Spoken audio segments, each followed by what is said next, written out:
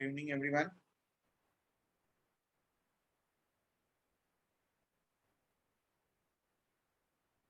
Good evening, everyone. I'll unmute myself after a while. Okay, अभी mute कर रहा हूँ खुद को. Let everyone join.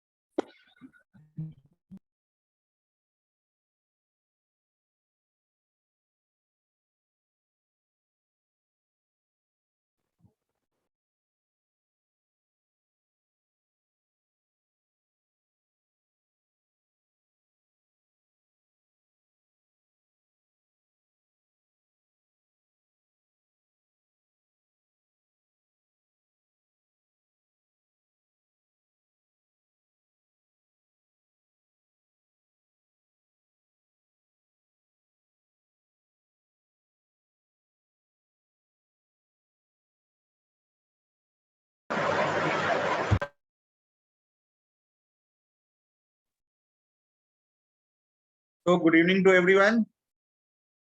सभी को good evening.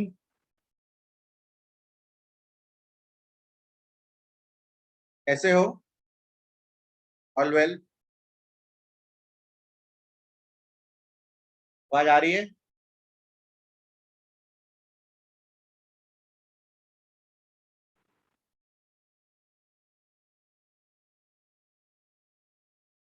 Yes, sir. Fine. Good.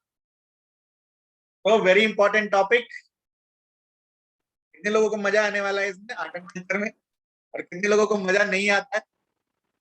सभी को good afternoon. Good afternoon to everyone. कितने लोगों को मजा आता है, कितने लोगों को मजा नहीं आता है?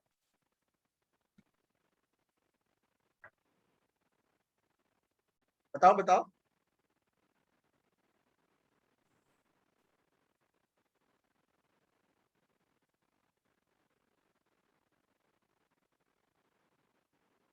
आप लोगों का आवाज नहीं आ रहा मेरे पास.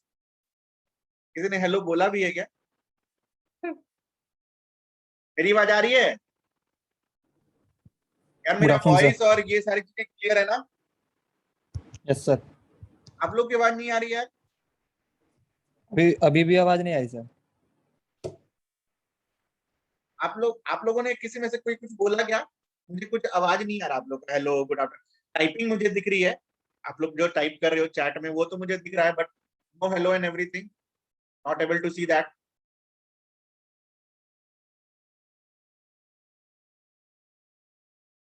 हिमांशु बोल रहा है. I can not hear. Hello sir. Is the reason behind it? क्या रीजन? ओ अब बोलो, अब बोलो, एक बार बोलो, ट्राई करो. Hello sir. हाँ हाँ. क्या हुआ था? लैपटॉप का वॉल्यूम कम था. नहीं पता. मेरे लैपटॉप का वॉल्यूम कम था. ठीक है. और तो कोई बच नहीं गया आने के लिए.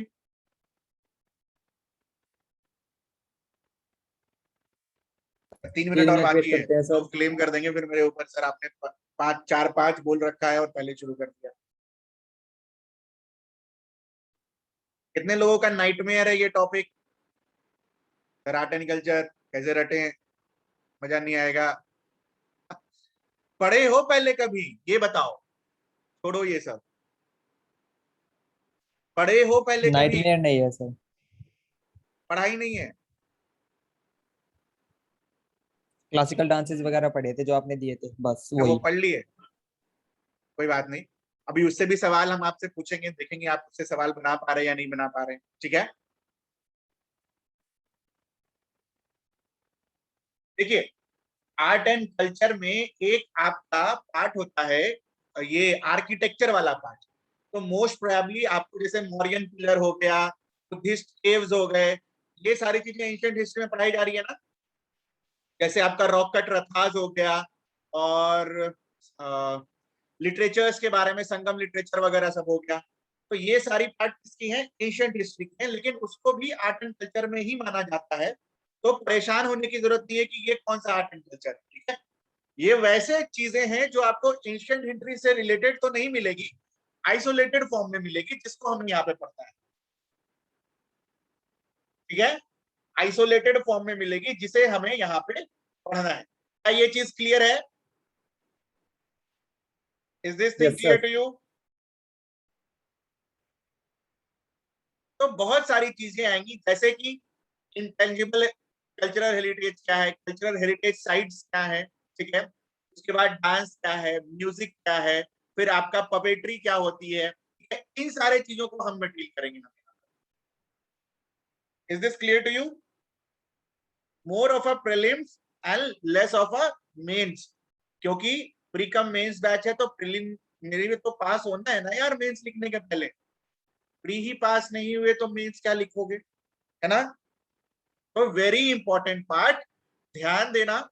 अभी से शुरू करेंगे, धीरे धीरे कर कर आपके दिमाग में डालेंगे। आप लोगों को क्या करना है, जैसे मैंने ये टॉपिक आज पढ़ाया, ठीक है, आर्ट एंड कल्चर, मान लो इंटेंजिबल कल्चरल हेरिटेज हम पढ़ने वाले हैं, ठीक है। आज के आज ही कोशिश करना है कि रट के खत्म कर देना। क्लियर है ये चीज? कितना रटना है नहीं यस रटना है सर। वो जैसे जैसे टॉपिक आगे बढ़ता जाएगा वो मैं बता दूंगा, यस लेकिन सर। कितना अमाउंट ऑफ रटाफिकेशन मारना है वो मैं बता दूंगा, ठीक है। और आपको डेली बेसिस पे जिस दिन ये मैं पढ़ा रहा हूं टॉपिक, आपको उसी दिन कंप्लीट कर लेना है, चाहे 1 घंटा लगे चाहे 2 घंटा लगे, ठीक है। धीरे धीरे पढ़ेंगे, पढ़ेंगे क्या यार, खाली पॉइंट्स लिखवाने रटवाने तो क्या ही है इसमें। कुछ कुछ इंपॉर्टेंट फीचर्स भी हैं, जैसे शुरू में अभी आप देखोगे किस तरीके से स्टार्ट होगा, ठीक है। चलिए, 4:05 हो गया, एंट्री को लॉक करते हैं और कहानी अपनी शुरू करते हैं, ठीक है। चलिए,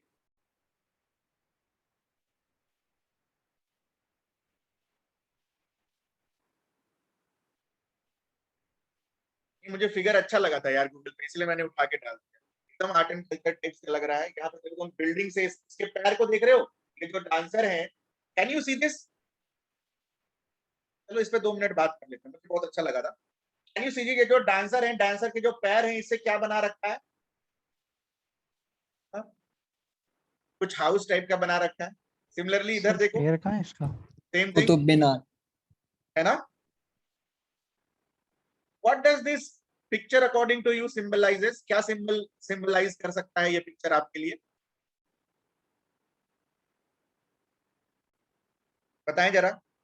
ये आपने बोला कि इसका जो लेग वाला पोर्शन है, डिपेंड्स, ये आपको कुतुब मीनार जो है उसको डिस्क्रिप्शन की टाइप का लग रहा है। तो what can this picture symbolize? Artist लोग इसी तरीके से सोचते हैं। अब आर्ट एंड कल्चर पढ़ रहे हो तो आर्टिस्ट बन जाओ।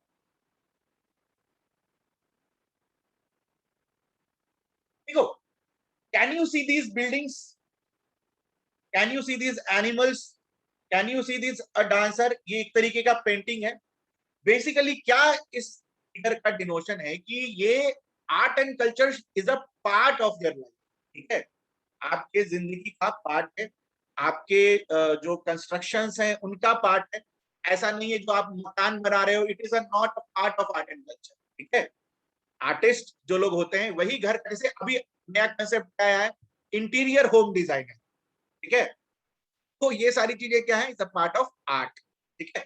तो हमारा जो आर्ट एंड कल्चर है, different from what the modern art. जो पुरानी चीजें एंशिएंट टाइम से चली आ रही हैं, मेडिवल टाइम से चली आ रही हैं, मॉडर्न हिस्ट्री में 100 साल 150 साल पहले की पुरानी चीज हम जब देखते हैं, तो उनको बेसिकली हम यहाँ पर पढ़ने, ठीक है। तो we will start from where? intangible heritage. We will start from where? Intangible heritage. ठीक है, इनटेंजिबल हेरिटेज पढ़ने के पहले सबसे पहली बात आती है the convention for safeguarding of intangible cultural heritage as it is administered by whom, UNESCO. ठीक है, नाम एक बार पढ़ो इसका, कन्वेंशन फॉर सेफ गार्डिंग। ठीक है, बाकी जो कहानी है यहाँ पे लिखी हुई है इस कन्वेंशन के अंदर क्या है वो आप लोग पढ़ लोगे, but we have to go into the basics of this conventions also. Convention for safeguarding, अच्छा किसी चीज को हम सेफ गार्ड कब करते हैं? Can we safeguard something? Can we say that कि किसी चीज को हम सेफ गार्ड तब करते हैं? आज कहीं भी सीए नहीं लिखा हुआ था, लिखा हुआ था क्या आपको जो जब मैसेज भेजा वल्नरेबल गया? हो। इट वाज जूम क्लासेस लिखा हुआ, there was no CA written over. ठीक है, पढ़ा करो, मैसेज भी कभी कभी इनक्रिप्टेड होते हैं जो आपके पास जाते हैं, तो उसको पढ़ा करो। ठीक है, तो what is the need for safeguarding? Safe, देखो आर्ट एंड कल्चर हम इसलिए पढ़ रहे हैं, they are also part of current affairs. अभी मैं आपको बता दूंगा क्यों पढ़ रहे हैं, अभी मैं आपको पढ़ा दूंगा कि क्यों पढ़ रहे हैं। आप बोलो कि सर ये करंट अफेयर्स का पार्ट है, लेकिन इट्स नॉट लाइक दैट, दोनों को मिक्स करके हम पढ़ रहे हैं। सेफ गार्डिंग की जरूरत क्यों पड़ी? Because there must be some threats, कुछ थ्रेट होगा तभी तो सेफ गार्ड की जरूरत पड़ेगा ना। तो व्हाट आर दोज थ्रेट्स, ये हम पढ़ने वाले हैं। ठीक है, एंड दूसरी बात जो हम इसमें पढ़ने वाले हैं, what is the need to protect them, आखिर नीड क्या है इनको प्रोटेक्ट करने का? चलो थ्रेट तो है, चलो ठीक है, क्यों प्रोटेक्ट करना है भाई, व्हाई टू प्रोटेक्ट देम? ठीक है, तो मेंस में बेसिकली आप ये दो चीज का आंसर करोगे। पहला चीज, जो थ्रेट्स हैं वो कैसे हैं, किस तरीके का थ्रेट है, ठीक है, और दूसरा कि इन्हें क्यों बचाना है, why we need to protect them. ठीक है, these are a part of what means. अब इनटेंजिबल कल्चरल हेरिटेज के अंदर कौन कौन से कल्चरल हेरिटेज आते हैं, this is a part of what prelims, तो आपको रखा हुआ है। ठीक है, क्लियर है ये चीज? Is this thing clear to you? Next चीज पर हम आते हैं, ये जो कन्वेंशन है, इस कन्वेंशन के अंदर तीन रजिस्टर्स या फिर तीन तरीके के लिस्ट होते हैं। ठीक है, पहला लिस्ट कौन होता है? पहले लिस्ट में क्या होता है, वैसे इंटेंजिबल हेरिटेजेस, ठीक है, जो ह्यूमैनिटी के पर्सपेक्टिव से देखे जाते हैं, ठीक है, जो ह्यूमैनिटी के पर्सपेक्टिव से देखे जाते हैं उनको हम रिप्रेजेंटेटिव लिस्ट में रखते हैं। ठीक है, दूसरा लिस्ट किस चीज का होता है कि ऐसे इंटेंजिबल हेरिटेज जिनको एकदम इमीडिएट थ्रेट है, जिनको तुरंत सेव गार्ड करने की जरूरत है, that comes under second list. ठीक है, पहले लिस्ट और सेकेंड लिस्ट में डिफरेंस क्या है? पहले लिस्ट में वैसे भी हेरिटेज आ सकते हैं जिनको तुरंत सेव गार्ड करने की जरूरत नहीं है, दूसरे वाले लिस्ट में क्या आना है, जिनको तुरंत सेव गार्ड करने की जरूरत है। ठीक है, अर्जेंट सेव गार्ड। क्लियर है ये चीज? उसके बाद तीसरा रजिस्टर किस चीज का होता है कि तुम तो सेव गार्ड करोगे इन सारे हेरिटेज साइट्स को, इन सारे कल्चरल हेरिटेज को, तो उसके लिए लेखा जोखा होना चाहिए कि किस प्रकार से करोगे, ऐसा नो। तो उसका रजिस्टर होता है कि वो प्रैक्टिसेस, सेफ गार्डिंग प्रैक्टिसेस किस तरीके से होने चाहिए। बेसिकली क्या होते हैं यहाँ पे, स्टैंडर्ड ऑपरेटिंग प्रोसीजर्स, किस तरीके से आप उसको हैंडल करोगे, एसओपीज। क्लियर है? Lakshmi will be aware more of SOPs, अभी भी चलता है आपके यहाँ एसओपीज,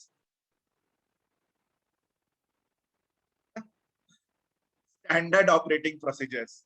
गुड, कितना फॉलो होता है, अभी भी पूरा फॉलो होता है या फिर ऑडिट के टाइम पे स्टैंडर्ड ऑपरेटिंग प्रोसीजर्स? लिस्ट बढ़ गया है, गुड, पॉइंट्स भी बढ़ गए होंगे। चलो गुड, तो एसओपीज क्या है, स्टैंडर्ड ऑपरेटिंग प्रोसीजर्स।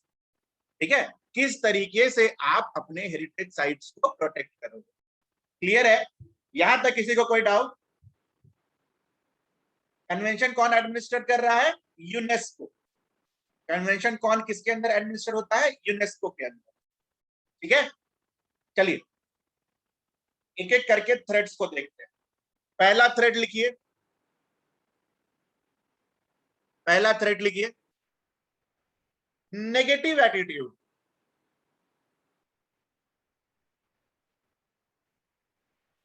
इसको थ्रेट, आपके कल्चरल हेरिटेज को थ्रेट। देखो हम जो ये थ्रेट्स लिख रहे हैं ना यार, ये हर कल्चरल हेरिटेज के लिए एप्लीकेबल हो जाएगा, चाहे आपका टेंजिबल हेरिटेज हो या फिर इनटेंजिबल हेरिटेज हो। अच्छा, इंटेंजिबल इंटेंजिबल कर रहे हैं, किसी ने मुझसे सवाल ही नहीं पूछा सर इंटेंजिबल क्या होता है, हमको पता है what is intangible, what is the meaning of intangible, पता है? सर एक को छू सकते हैं, एक को नहीं छू सकते हम। एक को छू सकते हैं, एक को नहीं छू सकते, ये तो तुम डिक्शनरी वाला मीनिंग हो गया है। अभी जब मैं आपको ये बताऊंगा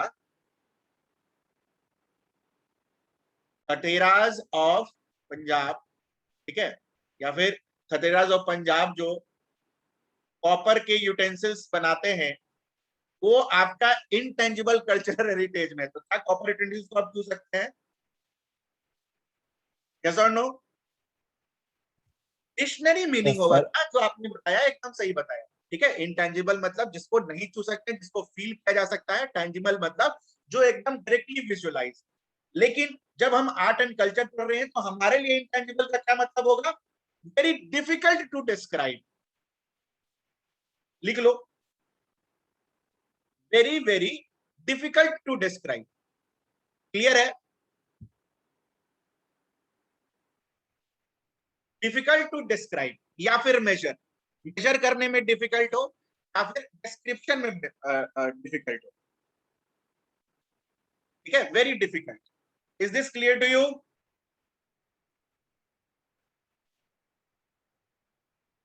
इंटेंजिबल का मतलब क्लियर है? Difficult to describe, difficult to understanding, difficult to measurement, जो समझ में आए आप लिखो, इन तीनों में से डिफिकल्ट वर्ड होना चाहिए। पहला थ्रेट क्या है यार? Negative attitude. ठीक है, नेगेटिव एटीट्यूड का क्या मतलब हो गया? मान लो कोई ट्रेडिशन है, मान लो आपके नेबर में ही कुछ ऐसा ट्रेडिशन है, ठीक है, जो यूनिक है, लेकिन अब आप उसका रेस्पेक्ट नहीं करते हो, तो बेसिकली वो थ्रेट होगा यार। अगर आप किसी चीज का रेस्पेक्ट नहीं करोगे, ठीक है, तो आपको खुद रेस्पेक्ट नहीं कर रहे हो, प्लस दूसरे लोग भी आपके कम्युनिटी के लोग अगर उस चीज को रेस्पेक्ट करने की कोशिश भी करेंगे, तो आप उसके निगेटिव पॉइंट्स उनको बताओगे कि यार ऐसे मत करो, ये खराब है, वो खराब है, वो आदमी खराब है। ठीक है, तो नेगेटिव एटीट्यूड का मतलब ये, is this thing clear to you? Basically it is a type of what? Disrespect. ठीक है, डिसरेस्पेक्ट, जिसको आप अभी के टर्म्स में ये भी बोल सकते हैं intolerance. these are part of what? Negative attitude. First point is clear to you? Conflicts भी लिख सकते हो यार।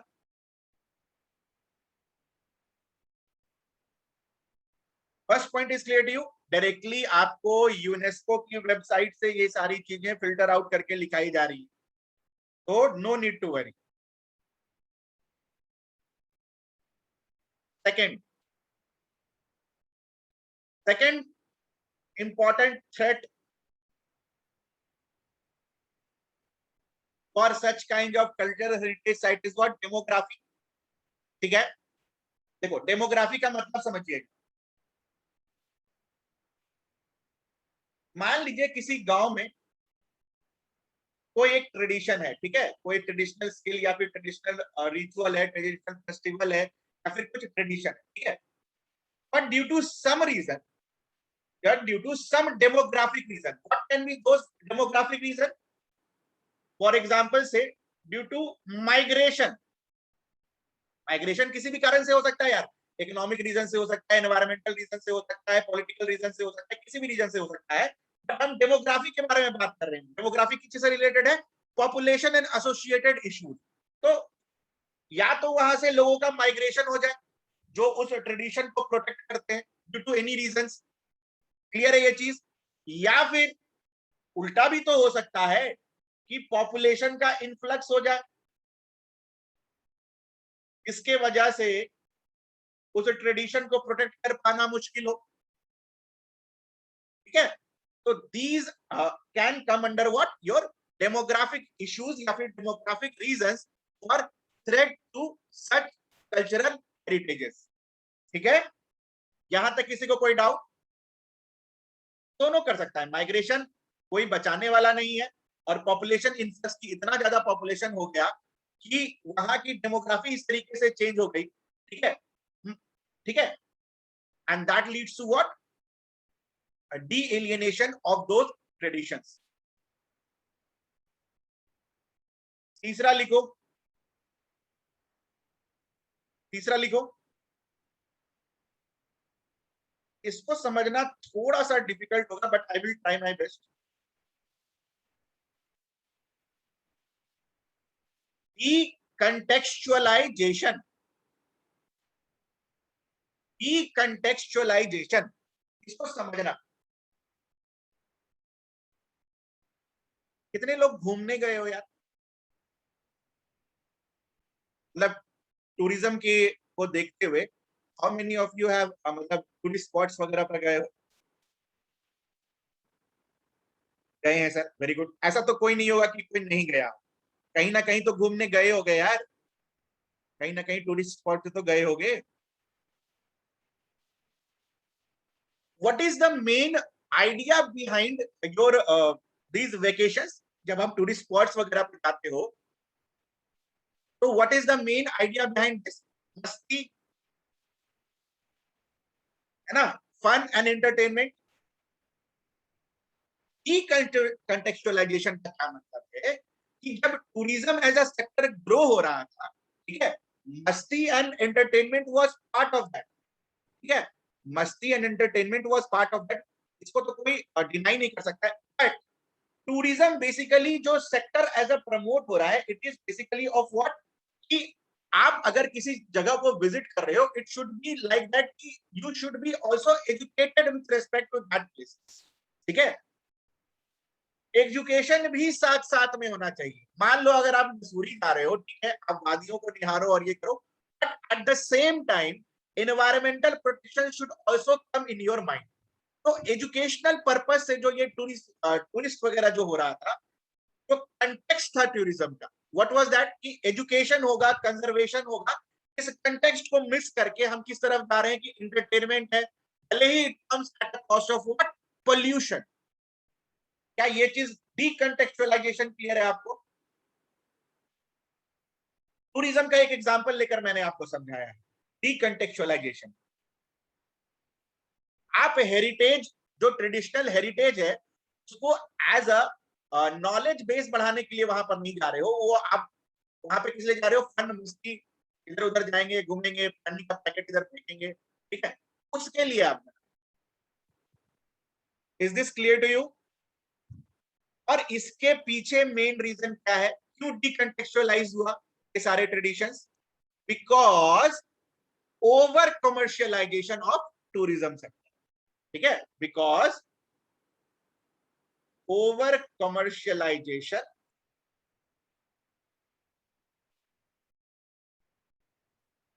Of tourist sectors. किसी को कोई डाउट पूछ लेना यार, डाउट नहीं छोड़ना। अगेन सर, देखो कंटेक्स्ट का क्या मतलब हुआ? अगर आपसे सवाल पूछा है एनवायरमेंट के, तो आप एनवायरमेंट का ही आंसर दोगे, है ना। अगर आपसे एनवायरमेंट का सवाल पूछा है और अगर आप इकोनॉमी का आंसर लिख कर आ रहे हो, तो वो क्या होगा? Out of context thing. Context और आउट ऑफ कंटेक्स्ट समझ में आया? आउट ऑफ कंटेक्स्ट को ही हम लोग क्या बोल रहे हैं? Decontextualization. Is this thing clear to you? Context और आउट ऑफ कंटेक्स्ट हुआ, समझ में आया?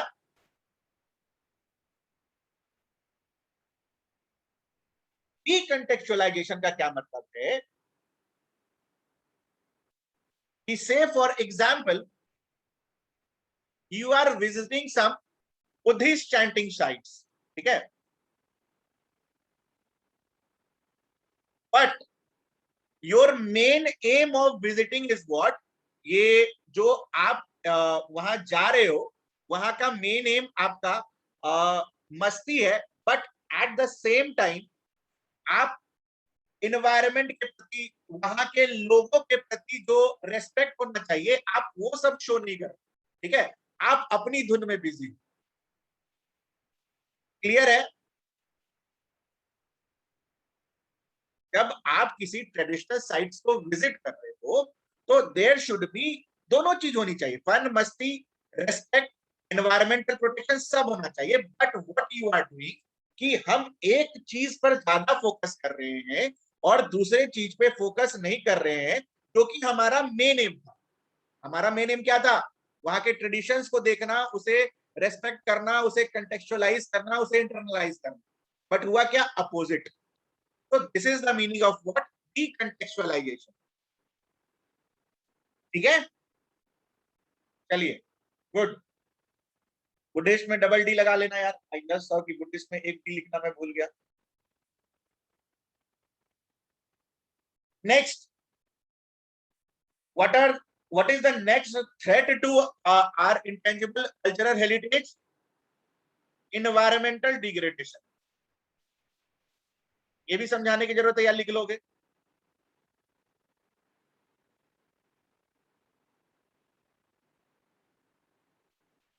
इसको एक हाइपोथेटिकल एग्जांपल से समझ। मान लो ये जो नदी बह रही है, ठीक है, ये नदी का बहना is what? A part of intangible heritage. But due to environmental degradation ये बहना ही मान लो बंद हो जाए, ये बहना ही मान लो बंद हो जाए, डिफोरेस्टेशन के कारण, क्लाइमेट चेंज के कारण, वाटर पोल्यूशन के कारण, नेचुरल डिजास्टर के कारण, या फिर माइनिंग के कारण, इन्वेजन के कारण, ठीक है, किसी भी कारणवश अगर इस तरीके का डिग्रेडेशन हो जाए तो ये हेरिटेज तो यहां से गायब हो गया। तो can we say that environmental degradation is also a threat to intangible cultural heritage? देखो, जहां जहां मैं इंटेंजिबल बोल रहा हूं ना, दिमाग में कल्चरल हेरिटेज के लिए भी यही सारे थ्रेट्स हैं। ठीक है, किसी को कोई डाउट यहां तक, इन्वायरमेंटल डिग्रेडेशन तक? इसके बाद हम क्या नोटिस करते हैं? इसके बाद हम क्या नोटिस करते हैं कि व्हाट आर और भी थ्रेड्स है कि कुछ ट्रेडिशंस जैसे Vedic chanting, passing of information from one generation to another, इस पासिंग ऑन में ही डिक्लाइन हुआ। ठीक है, ये जो एक पर्सन से दूसरे पर्सन पे पास ऑन हो रहा है, उसी में डिक्लाइन देखा गया। तो इसको अगर किसी वर्ड्स में लिखना पड़े तो फिफ्थ पॉइंट हमारा क्या होगा? Weekend practice and transmission. Weekend practice and transmission. Clear है? किसी को कोई डाउट? इसका एक एग्जांपल लेकर समझ लें। मान लो एक हाउस होल्ड है, ठीक है, this is a house hold, इसमें कोई ट्रेडिशन एक जनरेशन से दूसरे जनरेशन से तीसरे जनरेशन से आता गया। अभी जो ये ट्रेडिशन है, बस और बस जो एजेड लोग हैं इस हाउस होल्ड के, बस और बस वही परफॉर्म कर रहे हैं, बाकी लोग नहीं। तो यहां से अगले जनरेशन में ट्रांसफर नहीं। ठीक है, क्यों नहीं हुआ? बिकॉज इसको जो प्रैक्टिस कर रहे हैं they are what? Aged, and they are unable to transfer.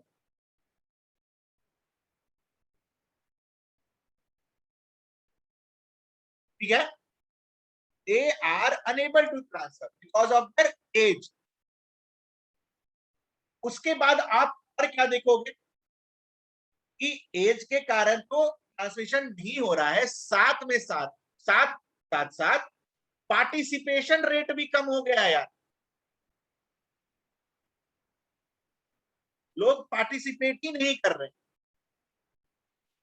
उसके बाद आप क्या देखोगे कि यूथ का इंटरेस्ट जो है वो भी कम हो गया। ये सब लिख लो, ये सब डिलीट हो जाएगा। क्लियर है?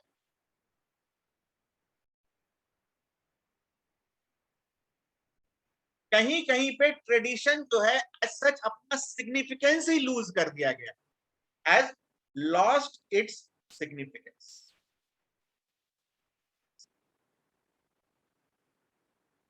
हाँ, कोरोना के कारण कुछ सालों में हो जाएगी, but we Indians will not allow this.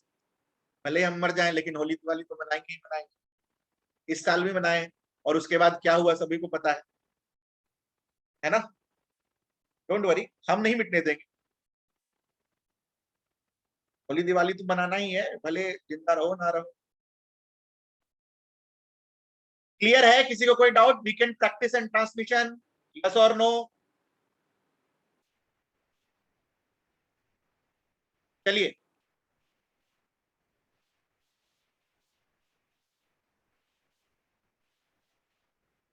चलिए आगे चलिए आगे चलिए। एक चीज और हम देखते हैं साथ में, क्या what are the threats? Cultural globalisation. आपको अगर ये लग रहा है कि ये सिर्फ आपको आर्ट एंड कल्चर में ही ये सारे पॉइंट्स हेल्प करेंगे तो आप बहुत बड़े गलत फहमी में हो। They will also help you in Indian society also. Indian society में भी ये सारे पॉइंट्स हेल्प करेंगे। Cultural globalisation, what is the meaning of cultural globalisation? How it is a threat?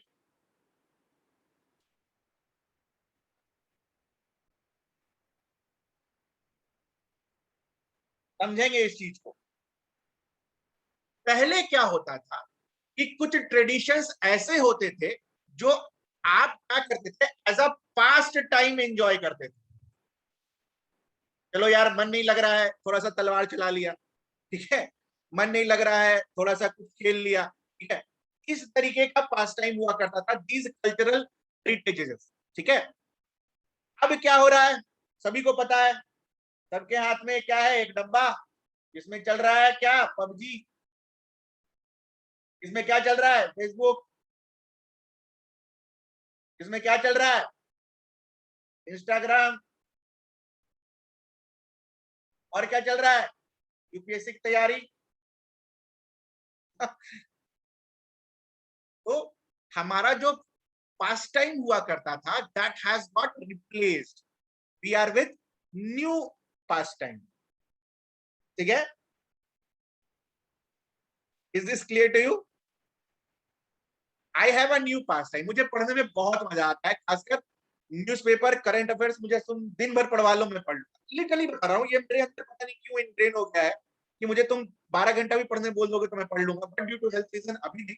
जब ठीक होगा तो मैं दोबारा पढ़ूंगा, ठीक है। तो ये पास्ट टाइम जो है आपका, this has been destroyed, this has change. आपका जो प्रेफरेंसेस है वो चेंज हो गया है। और क्या रीजन है थ्रेड्स के? और क्या रीजन है थ्रेड्स के? There are new products and techniques. इसको भी समझ लेते हैं।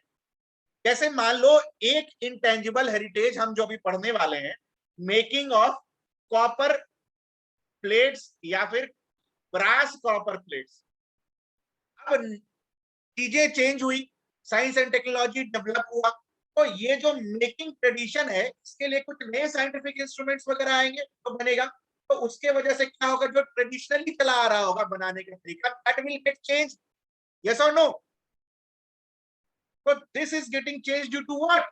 Is industrial production, new technologies and use of modern materials, ठीक है। न्यू टेक, मॉडर्न मटेरियल्स और साथ में इंडस्ट्रियल प्रोडक्ट,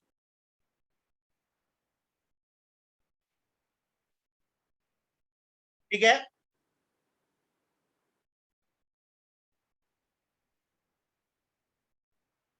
क्लियर है यहां पे? यहां तक किसी को कोई डाउट है बता देंगे।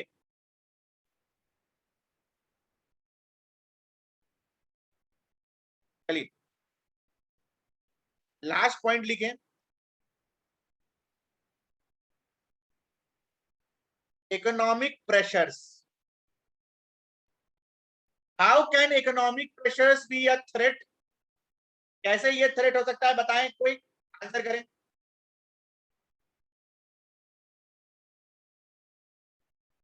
How these economic pressures can be a threat?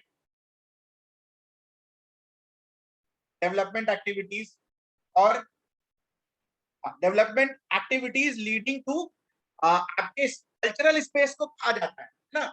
Developmental activities Yeats up your cultural spaces, ठीक है, Yeats up your cultural spaces. क्या चीज? These developmental activities. और बताओ, और बताओ।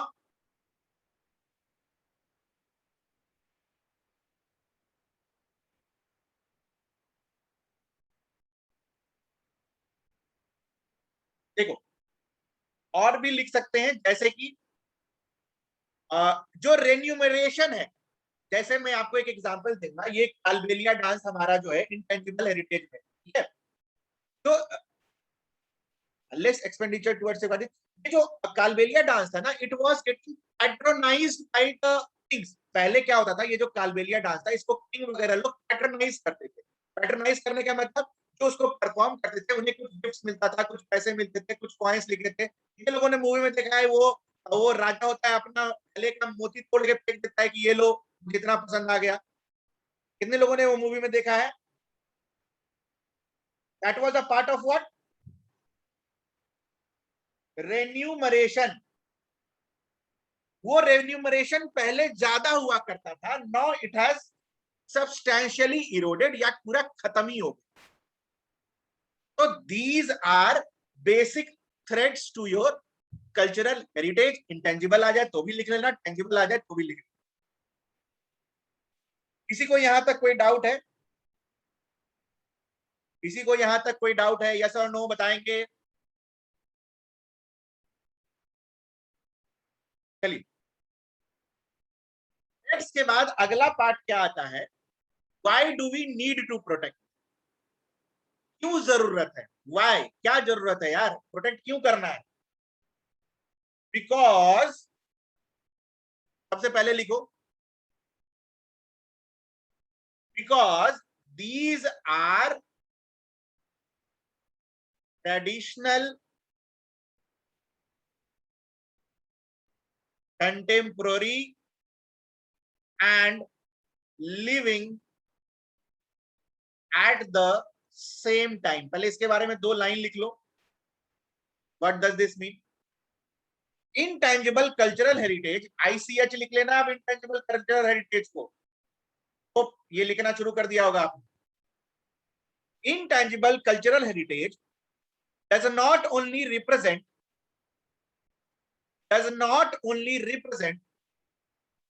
inherited traditions. ICH does not only represent inherited traditions from the past, but also contemporary, to save our identity. Very good. But also contemporary rural and urban practices,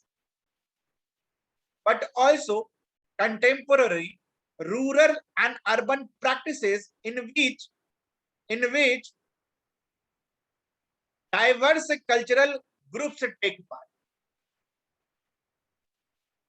Can you see this?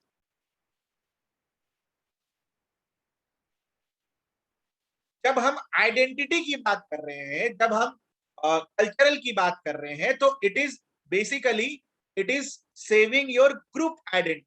आपके group की identity को protect करता है, आपके existence को protect करता है। हम कभी बोलते हैं ना ह्यूमन कल्चर, ह्यूमनिज्म। क्या है ह्यूमन कल्चर? कि आपके अंदर कुछ इमोशंस हो गए, ठीक है, कुछ संवेदनाएं होंगी, कुछ फीलिंग्स होंगी। These are a part of what? Human culture. अगर इनको आपके अंदर से बाहर कर दिया जाए, इन सारी चीजों को आपके अंदर से बाहर कर दिया जाए, तो बेसिकली आप क्या बन जाएंगे? एनिमल्स। ठीक है। तो कहने का मतलब ये है कि these are part and parcel of your life, जो आपके एग्जिस्टेंस को बताता है। इस लाइन को रिपीट करना है। Intangible cultural heritage does not only represent inherited traditions from the past, but also contemporary rural and urban practices in which diverse cultural groups take part.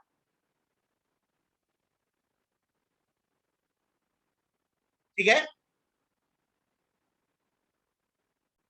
Kalbelia dance form है, मान लो कोई इनटेंजिबल टेंजिबल हेरिटेज है, cultural heritage है, जैसे मान लो कोई डांस फॉर्म, डांस के टेक्निक्स तो वही सारे होंगे, लेकिन हो सकता है कि स्टोरी अभी की हो।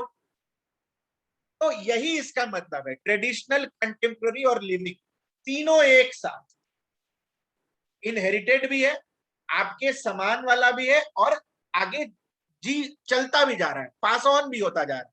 Hence it is traditional, contemporary and living at the same time. Dance के स्टेप्स अलग अलग होंगे जो आप इनहेरिट किए हो, लेकिन वो डांस जिस थीम पे चल रहा होगा, हो सकता है वो कंटेम्पररी थीम। क्लियर है? ये इसका एक्चुअल मीनिंग होगा।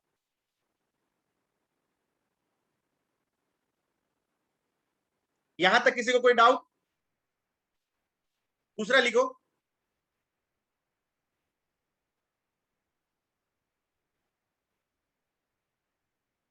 these are representative plus community based. जो अभी हमने आइडेंटिटी के बारे में बात की कि आपके एग्जिस्टेंस को ये हेरिटेज और कल्चर बताता है, that is a meaning of this second point, representative plus community based. ठीक है, अगर आप इन कल्चरल को रिकॉग्नाइज नहीं करोगे तो आप अपने एग्जिस्टेंस को ही रिकॉग्नाइज नहीं करोगे।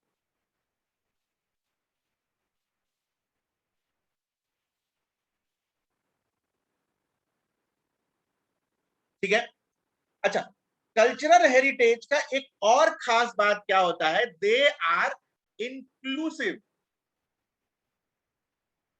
मान लो कोई कल्चर एक रीजन से बिलोंग कर रहा है, तो they will try to include all the people of those region, ऐसा नहीं कि वो एक्सक्लूड कर देंगे। तो हेरिटेज जब जब हम बात करते हैं, तो by default they are inclusive in nature, hence we need to protect them. क्योंकि अगर आप हेरिटेज को प्रोटेक्ट करते हो तो आप ये टर्म को प्रोटेक्ट करते हो, इंक्लूसिवनेस को प्रोटेक्ट करते हो। ठीक है, आइसोलेशंस को भगाते हो। ठीक है, इनटॉलरेंस की जगह हटाते हो when you talk about this inclusiveness. ठीक है, किसी को कोई डाउट यहां तक? तो दीज आर बेसिक थिंग्स जिसको हमें दिमाग में रखना है कि आखिर नीड क्या है इन्हें प्रोटेक्ट करने की। यहां तक किसी को कोई डाउट हो तो पूछ लो। ये मेंस का चैप्टर यहां खत्म। इंक्लूसिव बता रहा,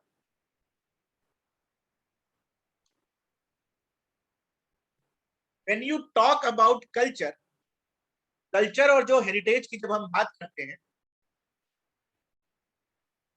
कल्चर और हेरिटेज की जब हम बात करते हैं, तो by default these are what, inclusive, मतलब सभी लोगों को इन्वॉल्व करेंगे। ठीक है, अगर मान लो कोई आप थांगता डांस के बारे में बात करें, ठीक है, it is a culture, it is a traditional martial art form from Manipur. हाँ रुक जाओ थर्ड वाले को पहले कंप्लीट करने दो। ठीक है,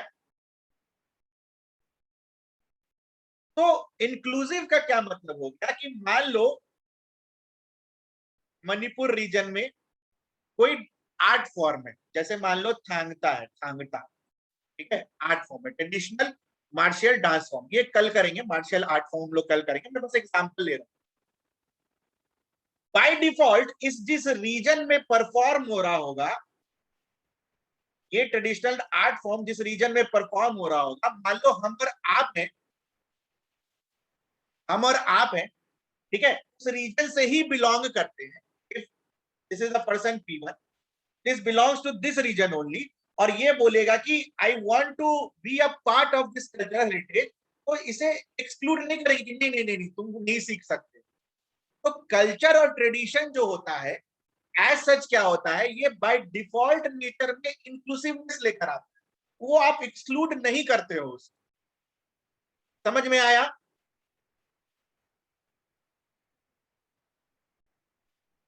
इंक्लूसिव का मतलब समझ में आया? By default these are inclusive in nature. और जब इंक्लूसिव की हम बात करते हैं तो बाय डिफॉल्ट और क्या आता है कि आपको एक्सक्लूजन प्रिंसिपल ध्यान में नहीं रखना होता है। हमें क्या दिमाग में रखना होता है? एक्सक्लूजन का मतलब क्या होता है? इनटॉलरेंस। तो वो उन सारी चीजों को क्या करता है? कर्टेल करता है, इन सारे फीलिंग्स को कर्टेल करता है। एक कल्चर की जब हम बात करते हैं, आर्ट एंड कल्चर हेरिटेज की जब हम बात करते हैं, तो by default they are what? Inclusive. Clear है?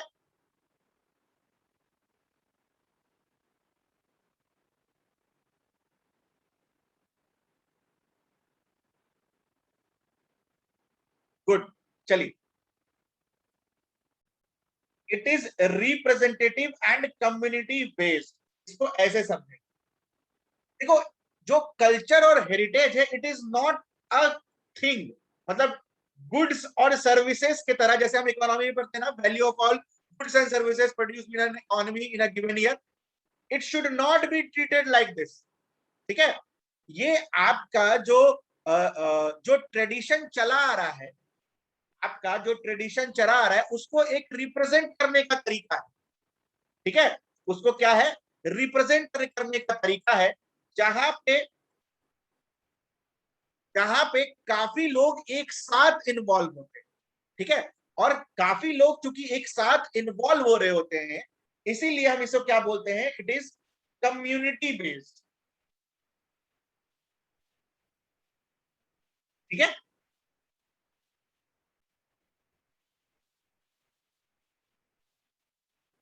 एक बात बताओ, मान लो कोई आर्ट फॉर्म है, ठीक है, आपने मान लो आज के दिन में एक नया आर्ट फॉर्म डेवलप किया है, ठीक है, बट उसे अगर रिप्रेजेंट नहीं कर पाओ और कम्युनिटी उसे रिकॉग्नाइज नहीं करे, तो क्या वो आर्ट फॉर्म डेवलप हो पाएगा? नहीं ना। तो जो भी आर्ट फॉर्म है, it should B representable and it should B community based. मतलब लोग उसे रिकॉग्नाइज कर रहे हैं, और चूंकि लोग उसे रिकॉग्नाइज कर रहे हैं, एक ग्रुप ऑफ पीपल रिकॉग्नाइज कर रहा है, hence we need to protect them.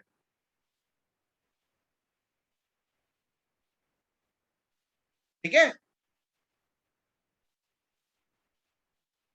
किसी को अभी भी डाउट है तो दोबारा पूछ सकते हो, वेट कर रहे हैं आपके क्वेश्चन के लिए। एथिक्स में आप लोगों को बहुत दिक्कत होने वाला है। Clear sir? चलिए, गुड।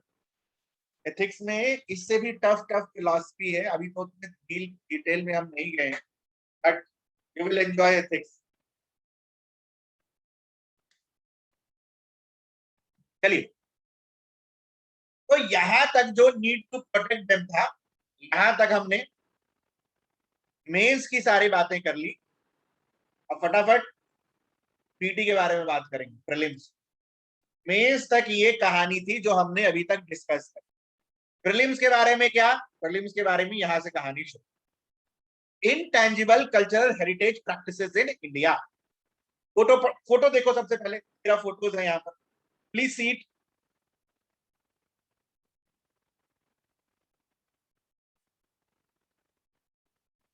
मैंने शायद ये होमवर्क दिया था आप लोगों को करने के लिए, पता नहीं कितने लोगों ने किया, कितने लोगों ने नहीं किया।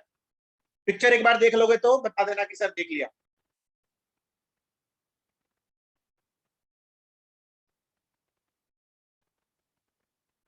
ये कौन से लिस्ट है? दैट वो लिस्ट है जो कि ये नहीं दिया था। हाँ? ऐसा कैसे नहीं दिया होगा यार, जरूर दिया होगा मैंने।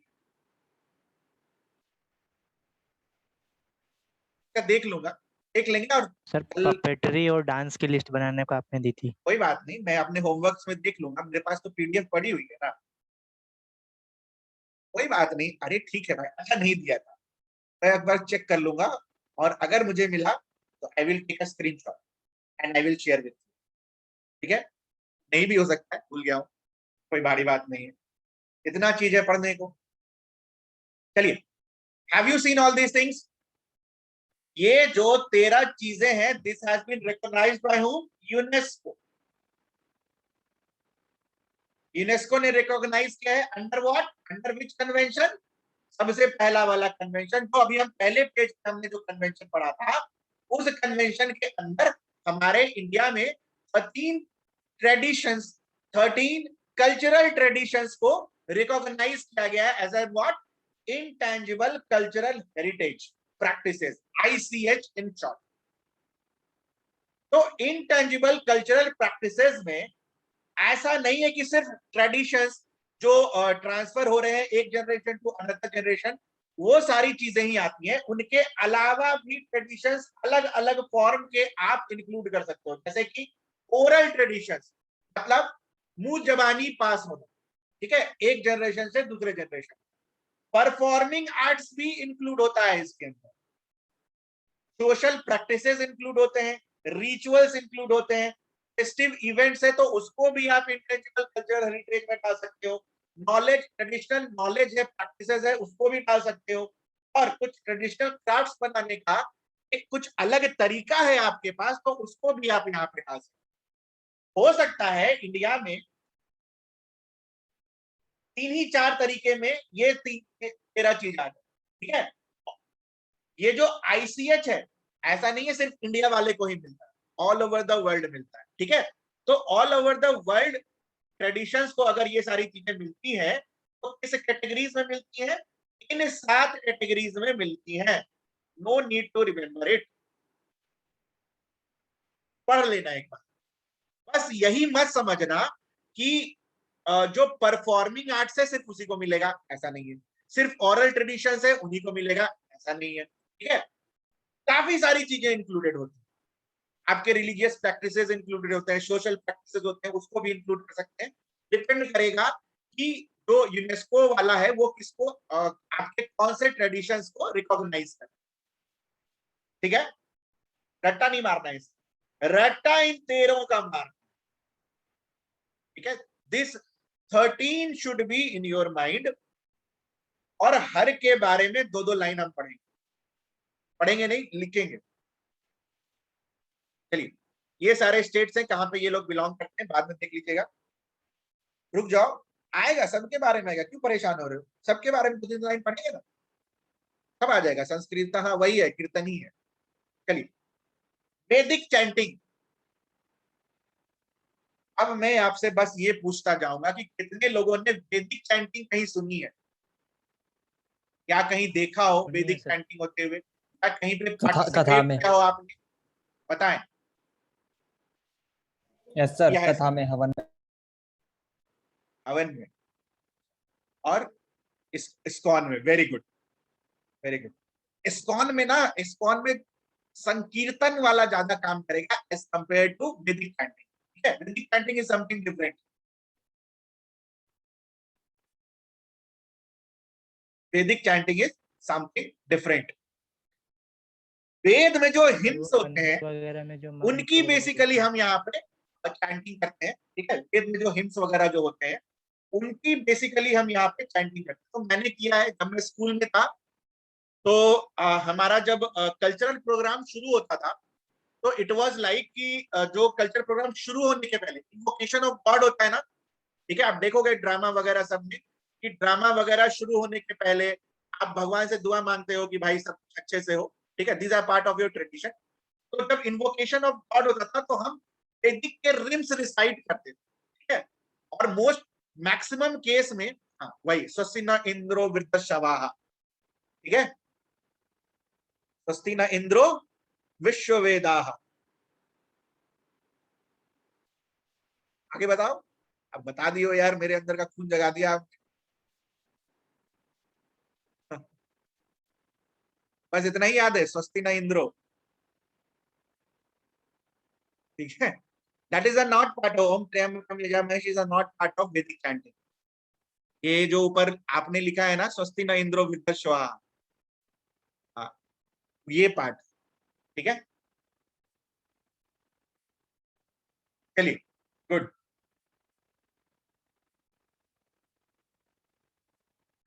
लिखो, 2 लाइन लिखो। कब मिला था इसे? 2008 में मिला था। इन 2008 जो इंटेंजिबल कल्चरल हेरिटेज रिकॉग्निशन मिला था, इसे कब मिला था? 2008 में मिला था। ठीक है, एक लाइन लिख लो इसके बारे में। It consist of singing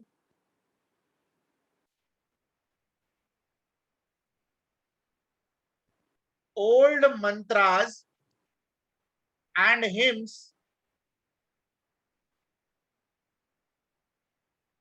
by many people simultaneously। ये इंपॉर्टेंट है, एक साथ काफी लोग मिलकर वेद उच्चारण कर रहे होते हैं। स्वस्तिना इंद्रो विश्ववेदा, ये सारी चीजें तो लाइन जो चलती है, ये काफी लोग एक साथ मिलकर उच्चारण कर रहे होते हैं। This is the tradition of what? वैदिक चैंटिंग। लिख लिया? यही एक एक लाइन दिमाग में रखना है। कोई नहीं पूछने वाला कि आपने कि ट्रेडिशन ऑफ वैदिक चैंटिंग से आप उससे कोई मेंस में सवाल नहीं पूछेंगे। ठीक है, नेक्स्ट, ये तो सबने देखा होगा, रामलीला। हर दशहरे पे रावण जलाते हैं और रामलीला परफॉर्म करते हैं। लाइन लिख लो, एक line. Ramlila is a performance of, ठीक है, इसको भी 2008 में ही मिला था। Ramlila is a performance of the epic Ramayana. Ramlila is the performance of the epic Ramayana which consists of songs, narrations,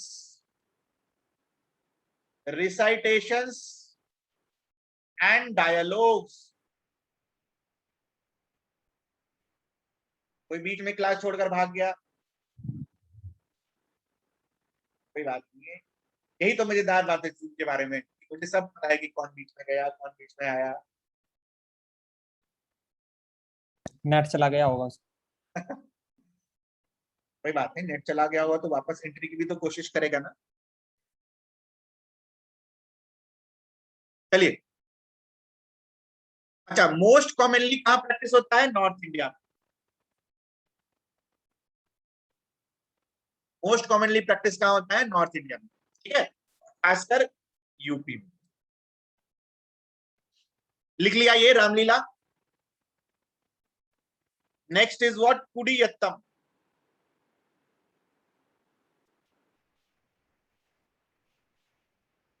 किसी ने पढ़ा भी है ये सारी चीजें? पहले ये बताओ मुझे कि पहली बार देख रहे हो? सर कुडियट्टम मेडिवल में सर ने पढ़ाया है। First time. First time? सबके लिए फर्स्ट टाइम है? सर ये कुडियट्टम मेडिवल में सर ने पढ़ाया है। की बात है, करने पढ़ाया है? कहाँ पढ़ाया है?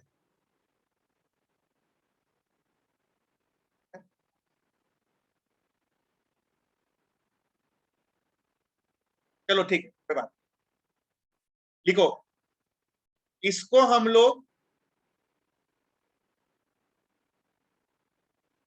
लोग कुटियत्तम भी बोलते हैं। अब कंफ्यूज मत होना कि दोनों अलग अलग है, एक ही चीज है दोनों। ठीक है, कुटियत्तम या फिर कुटियत्तम।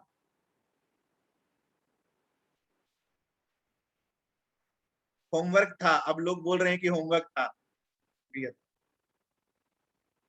तो एंशिएंट थिएटर्स होमवर्क होंगे, थिएटर्स होमवर्क होंगे। हो सकता है इंटेंजिबल मैं देना भूल गया। कुटियत्तम, यहां पे आपको दिमाग में ये रखना है, अगर ये यट्टम देखने को मिल गया, इसका आंसर या तो केरला होगा या तो तमिलनाडु होगा। तीसरा कोई अगर जगह पे आ गया तो वो किसी से नहीं बन रहा होगा। ठीक है, यट्टम अगर आखिरी में देखने को मिल गया, answer will be either Kerala और तमिलनाडु। आइदर केरला और तमिलनाडु। ठीक है, क्लियर है? चलिए, कोई और यट्टम हो सकता है, ये कुटियत्तम के लिए केरला या तमिलनाडु नहीं होगा। ठीक है, कोई और यट्टम अगर वर्ड दिख गया ना, मान लो ऐसे ही करना है एग्जाम में, तो you will guess either Tamil Nadu और केरला, ठीक है, but it belongs to where, ये कुडियत्तम कहां से है, केरला से बिलोंग करता है। अभी आएंगे आगे, एक लाइन लिखो, इट इज एन, अभी सबको याद आ जाएगा कि सर ने कहा लिखा है, it is an ancient Tamil performance art of Sangam era.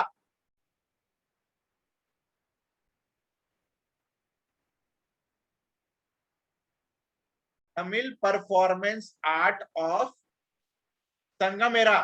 अब आप लोग मुझे बताएंगे ये संगम एरा का टाइम पीरियड है, रफ टाइम पीरियड मुझे चाहिए, 2000 साल पहले, 1000 साल पहले, 5000 साल पहले, 10,000 साल पहले। I want this rough idea of Sangam era. Let me see how many of you have attended the class. इतने देर में तो आंसर आ जाना चाहिए। संगम एज वेरी इंपॉर्टेंट एज। 420 400 से 200 BC। 400 से 220, अच्छा, और तो एडी एडी 400 BC से 200 AD, अच्छा, और तो तीनों मूवेंडर्स वाला एरा था, चोला चेरा नहीं मुझे पंड्या वाला। टाइम पीरियड चाहिए था, उन्होंने टाइम पीरियड बताया, आप भी बताएं मुझे टाइम पीरियड। सर वो सही बोल रहा है, वही होगा, या आपके दिमाग में कुछ अलग टाइम पीरियड चल रहा हो। वल्लालार्स और वो सारे तो मैंने पूछा ही नहीं। 300 to 600 CE, अच्छा, वाह।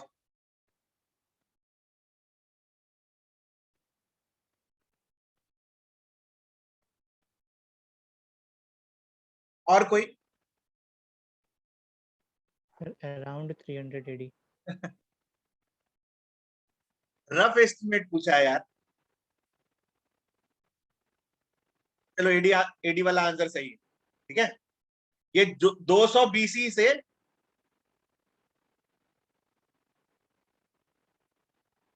280, this is a rough time, ठीक है, क्योंकि संगम एज का जो टाइम है ना, दैट इज कंटेस्टेड। कभी कुछ नया आर्टिफैक्ट्स मिलता है तो बोल देते हैं कि नहीं नहीं नहीं 200 साल और पीछे कर लो। कभी कभी कुछ नया आर्टिफैक्ट्स मिलता है, depends upon what, sources. Sources पढ़ाया होगा सर ने आपको कि किस सोर्स पे डिपेंड करता है कि संगम लिटरेचर, संगम एरा को हम क्या डिफाइन करेंगे। सर ने आपको सोर्सेज पढ़ाया होगा। तो ये सोर्सेज कभी कभी ना, कभी आपके जो आर्कियोलॉजिस्ट वगैरह होते हैं, आपके जो हिस्टोरियंस जब ये पढ़ रहे होते हैं ना सोर्सेज, तो उनके दिमाग में कभी कभी ये भी आता है कि ये सोर्सेज और भी पुराना हो सकता है, तो एज को इधर उधर शिफ्ट करते हैं। बट रफली अराउंड आज से 2000 साल पहले हम लोग क्या देखते हैं कि संगम एरा, संगम पीरियड क्या है उस टाइम का, ठीक है।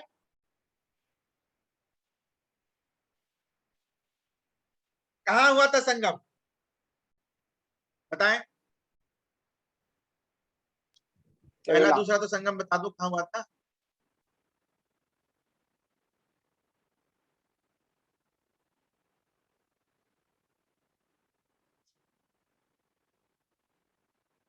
आवाज नहीं आ रहा है, बहुत बुरा हाल है यार। कहां हुआ था संगम,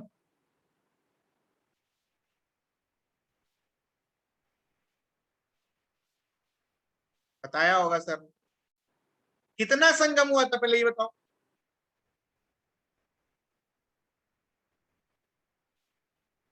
3 हुआ था, वेरी गुड। कहां हुआ था उसमें से, कहां पे हुआ था? 3 संगम, वेरी गुड। तमिल तम, first Madurai, very good. Second, second second कहां हुआ था सेकंड?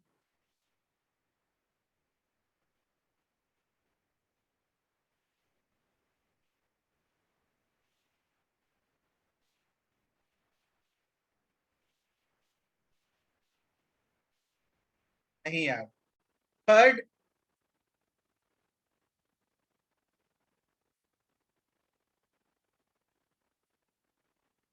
थर्ड मदुरई। चलो गुड, किसी को कुछ तो पता है, अच्छी बात है। संगम लिटरेचर के मुझे 2-3 एग्जाम्पल बताओ, 2-3 लिटरेचर तो संगम टाइम्स पे लिखे गए हो, संगम टाइम्स पे जो लिखे गए हो, बाद में नहीं। 1-2 लिटरेचर के नाम बताओ। कराया यार सब क्लास में सर ने, नहीं कराया सर ने क्लास में, लिटरेचर का नाम नहीं लिखाया, तमिलक्कम चैप्टर में कराया हो गया,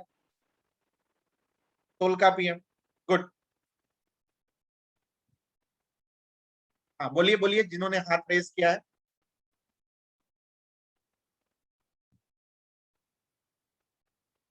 हाँ बोलिए, हाथ हैंड रेज किया था किसी ने? तोल्पाकियम, पट्टिपक्कम, ये सब ऐसे ही थे। क्या है ये? हाँ वेरी गुड।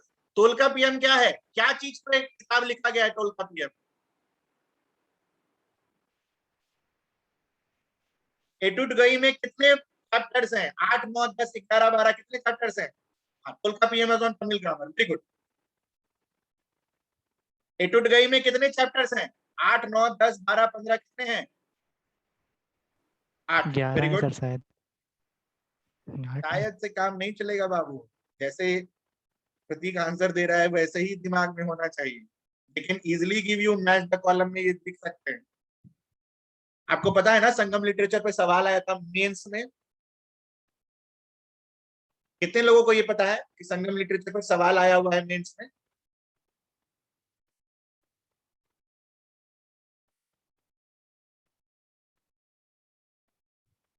पता है? नहीं पता है? पता है सर, गुड। देख लो, अपना तैयारी गौज कर लो कि पढ़ाने के बाद भी तुम लोगों को याद नहीं है कि कहाँ पे क्या है। और संगम लिटरेचर तो शुरू में ही पढ़ाया गया होगा यार, आज से 1 महीना पहले। अभी अगर तुम लोगों को याद नहीं है 1 महीना पहले, तो क्या डू यू थिंक कि 1 साल बाद तुम लोगों को याद रहेगा?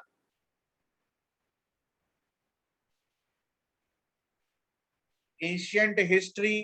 अच्छा एक बात बताओ, हम जो है एंशियंट हिस्ट्री अभी क्यों पढ़ा रहे हैं? हम चाहते तो इसको अगला साल जनवरी में भी पढ़ा सकते थे। द बेसिक रिहाइंड reason behind teaching you ancient history, medieval history, and some part of modern history at this moment of time, including this art and culture form, is basically to equip you। आपको 1 साल का time मिल रहा है पूरा इनको रटने का। कोई कितना भी बोल दे कि हिस्ट्री समझने का है, वो उससे बड़े वाला कोई नहीं हो सकता। हिस्ट्री इज ऑल अबाउट समझना प्लस रटना, ठीक है? दोनों चीजें हैं। मैं ये नहीं बोलूंगा कि समझने वाला पार्ट नहीं है हिस्ट्री में, हिस्ट्री में भी समझने वाला पार्ट है, अगर उस टाइम को समझकर आप दिमाग में रखते हैं, ठीक है? लेकिन रटना तो पड़ेगा ही, कोई उपाय नहीं है। और अगर ये सोचते हो कि बिना हिस्ट्री बिना आर्ट एंड कल्चर किए हुए हम एग्जाम निकाल लेंगे, तो you have to be 100% accuracy के साथ आपको सवाल सॉल्व करने में, तभी आप 60 में से 60 करके आओगे और सिलेक्शन। डरा नहीं रहा हूं, it is the reality.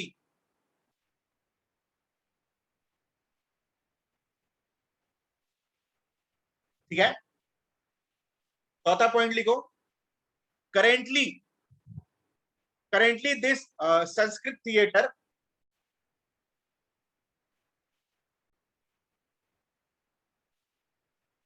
currently this Sanskrit theater is displayed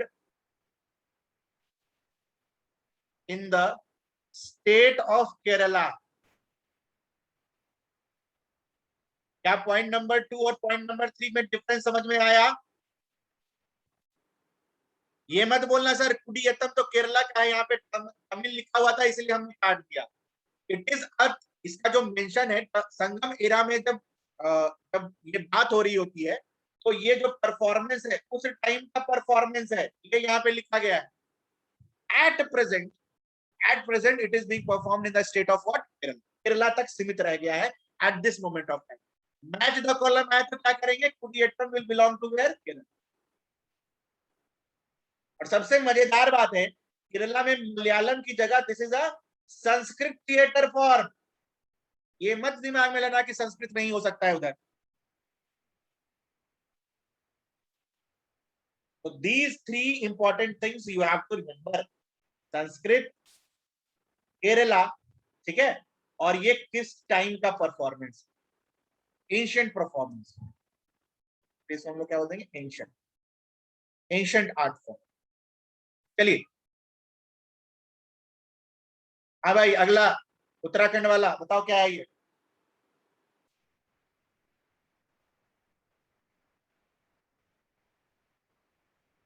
सिर्फ उत्तराखंड वाला आंसर देगा इसको। अरे नहीं पता? सर थिएटर है ये। चमोली डिस्ट्रिक्ट कितना दूर है आपके घर से? थिएटर है ये। कोई बात नहीं। चमोली डिस्ट्रिक्ट कितना दूर है आपके घर से?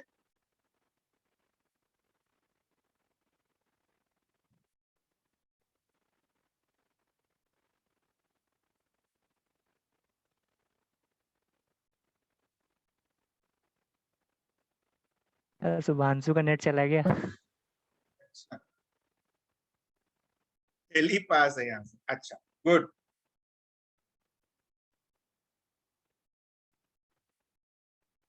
बेसिकली ये जो डांस फॉर्म है, ठीक है, जो आपका रीजन है ना, गढ़वाल वगैरह सब जो रीजन है, उस रीजन का ये परफॉर्मेंस है, रिलीजियस फेस्टिवल। इसमें क्या होता है, यहाँ के लोकल डेटी होते हैं, लोकल भगवान, ठीक है, उन लोकल डेटी का नाम क्या है? भूमियाल। इन भूमियाल डेटी को खुश करने के लिए ये सारे रिचुअल्स परफॉर्म करते हैं, जिसको हम लोग क्या बोलते हैं? रमन। ठीक है, क्लियर है?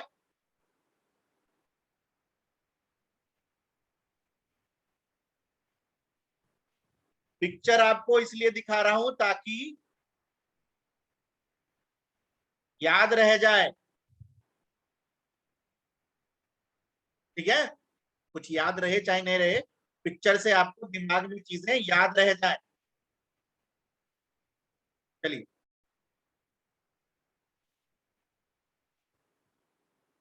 मुडीएट्टू, व्हाट इज दिस? ये भी theatre, traditional ritual theatre from Kerala. ठीक है, थीम क्या होता है इनका? किस थीम पे बेस्ड होते हैं ये थिएटर्स? किस थीम पे बेस्ड होते हैं ये थिएटर्स? इनका जो थीम होता है, it is basically goddess Kali killing demon Darika. Demon का नाम क्या है? दरिका। और कौन किल कर रही होती है? गॉडेस काली। तो ये जो बैटल हो रहा होता है, यही इसका थीम रहता है।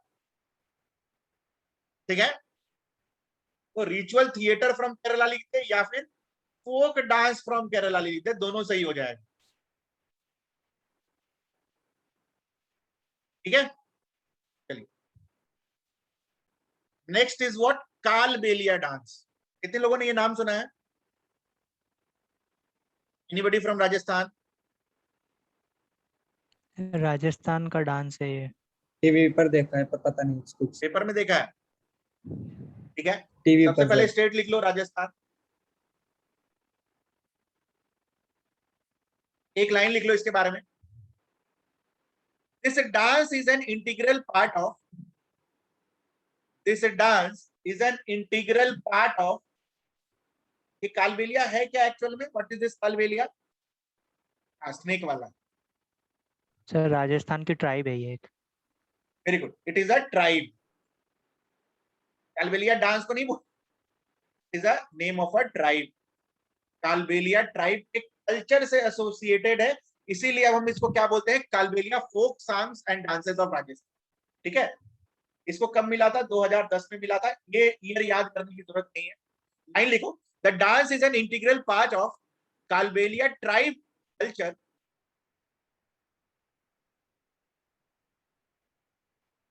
as the tribe's occupation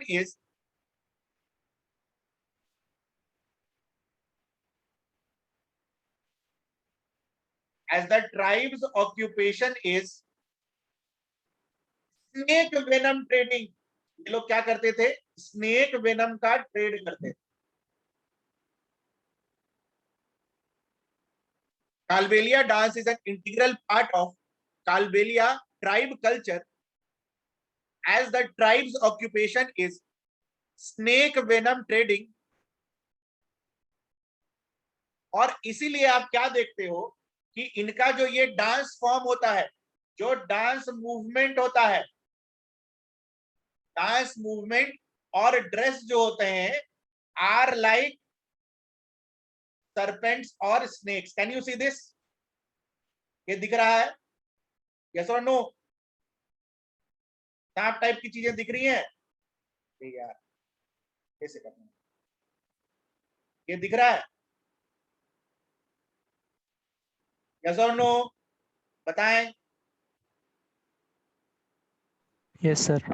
yes sir.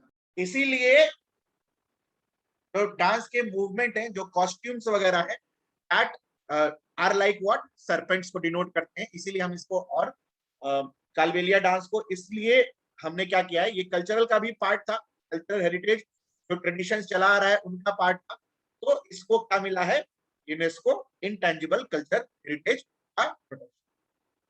ठीक है. अच्छा, यहाँ पे सर क्या खाली विमेन है?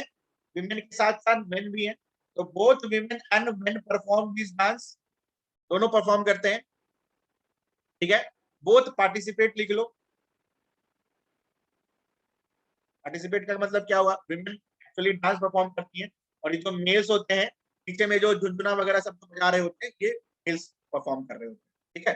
ढोलक होता है इनके पास, खंजरी होता है, ये सारे इक्विपमेंट्स होती हैं, but not, we did not go into that much detail. ठीक है. Next, Chhau dance. कितने लोगों ने देखा है ये? सर देखा है सर, वो डीडी नेशनल पे कभी कभी आता रहता है उड़ीसा का। नेशनल में आते रहता है. Hello, good. ठीक है. यहाँ पे can you see this mask? Mask दिख रहा है आपको, ये वाला mask? Can you see this mask? This mask is an integral part of this dance. ठीक है. अगर आपको आईसीएच कोई पहचानने आ गया, मान लो 3 लाइन लिखी हुई है किसी आईसीएच के बारे में, और उसमें मास्क वर्ड मेंशन है, तो यही आंसर होगा, छाऊ डांस. ठीक है. रीजन अगर बात करोगे तो ईस्टर्न रीजन हम लोग यहाँ पे देखिए, ईस्टर्न रीजन, ये बंगाल, उड़ीसा और जो असम वाला रीजन है ना, वहां पे चलता है ये डांस, और उड़ीसा में फेमस. ठीक है. जैसे कि जात्रा जब हम पढ़ेंगे, जात्रा जो ट्रेडिशनल फॉर्म है, ठीक है, फेस्टिवल्स में जब हम जात्रा पढ़ेंगे, तो जात्रा जो फेस्टिवल है ये भी ईस्टर्न रीजन में आप देखो. ठीक है.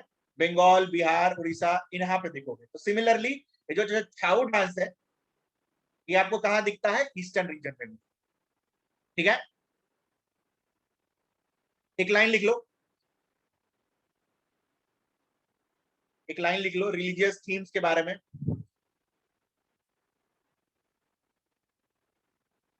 This dance comprises of religious themes from this dance. This dance comprises of religious themes from Shaivism,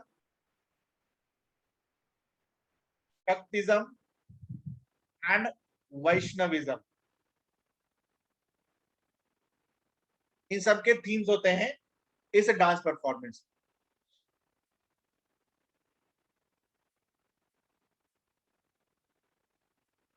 ठीक है. लास्ट लाइन क्या लिखोगे?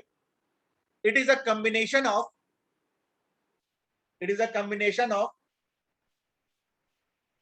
martial, tribal and folk traditions.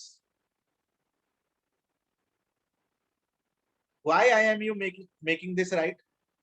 मैं चाहता तो टाइप करके भी ला सकता था आपके लिए, वही हाल होगा. एक तो वैसे भी रिवाइज करोगे नहीं, अभी लिख लोगे तो दिमाग में 4 लाइन तो कम से कम चला जाएगा. हाँ, 4 बार लिखा तो है संगम की तरह. संगम के बार लिखा नहीं होता, और डायरेक्ट स्लाइड्स मिली होती तो वो भी याद नहीं रहता, जो थोड़ा बहुत याद था आप लोगों की. 3 संगम हुए थे. नेक्स्ट, लद्दाख कितने लोग गए हैं? एनीबॉडी, कोई गया है आप में से लद्दाख? बुद्धिस्ट मोनास्ट्री कितने लोगों ने विजिट की है?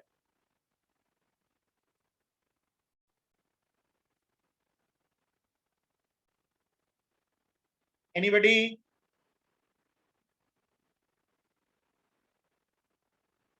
सारनाथ गए हैं?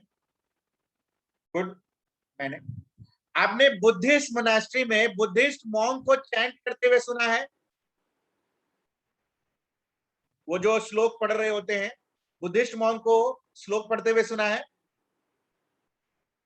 नहीं सुना है? नहीं गए हैं? अच्छा, किन लोगों ने सुना है, किसी ने नहीं सुना है? गुड। तो दीज आर बेसिकली व्हाट, लिख लो, एक लाइन लिख लो, these are sacred Buddhist texts.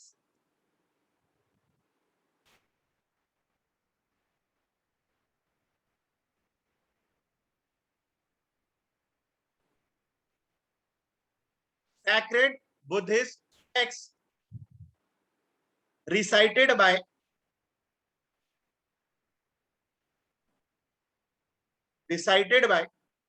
Buddhist priest. बोध गया में तो सुना होगा यार, बोध गया में मैं भी गया हूं, मैं तो लद्दाख भी गया हूं, लद्दाख में भी मैंने सुना है, बोध गया में भी बुद्धिस्ट भी रिसाइट करता है।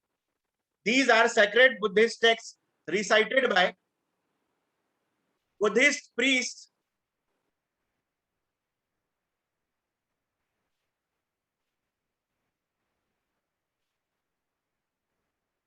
in the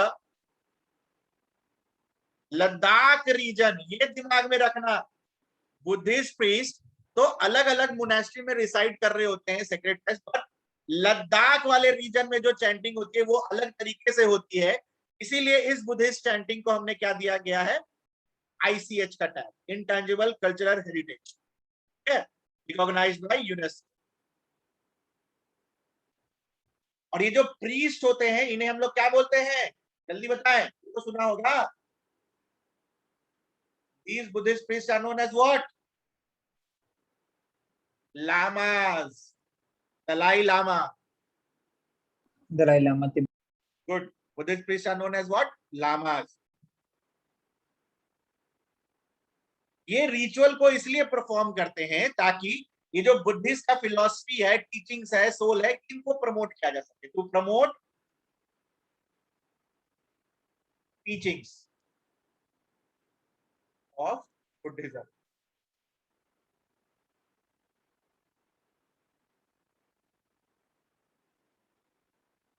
नहीं यार, बुद्धिज्म में जब भी लिखता हूं तो एक डी को मुझे मिटाकर ही दोबारा लिखना पड़ता है, ठीक है। चलिए, आप लोग मुझे क्या करेंगे, कुछ सेक्रेड बुद्धिस्ट टेक्स्ट के बारे में बताएंगे। सेक्रेड छोड़ो, पहले बुद्धिस्ट टेक्स्ट के बारे में बताओ, किसी का भी नाम याद है? ये कब हो गया सर, ये कब पढ़ाया गया? हाँ, नाम याद है?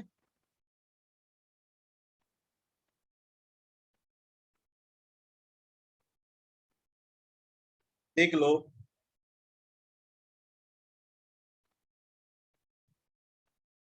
चार बुद्धिस्ट काउंसिल हुए थे, सर ने पढ़ाया बुद्धिस्ट काउंसिल? ये भी नहीं पढ़ाया सर ने क्या? Yes sir. बुद्धिस्ट काउंसिल पढ़ाया था sir? Yes yes sir, council पढ़ाया था। Yes sir. गुड। थर्ड, अब मैं जब वर्ड यूज करूंगा तो सबको याद आएगा, या तो आप लोगों ने ध्यान नहीं दिया, आपका दिमाग कहीं और था जब सर पढ़ा रहे थे तो सीरियसली नहीं लिया। How many of you remember this term, Pitakas? तीन, त्रिपिटक में तो 3 किताबें हैं। हाँ सर, पितक्स त्रिपिटक से और अभिधम्म पिताका किताब थी। याद आया, सर ने पढ़ाया था क्लास में।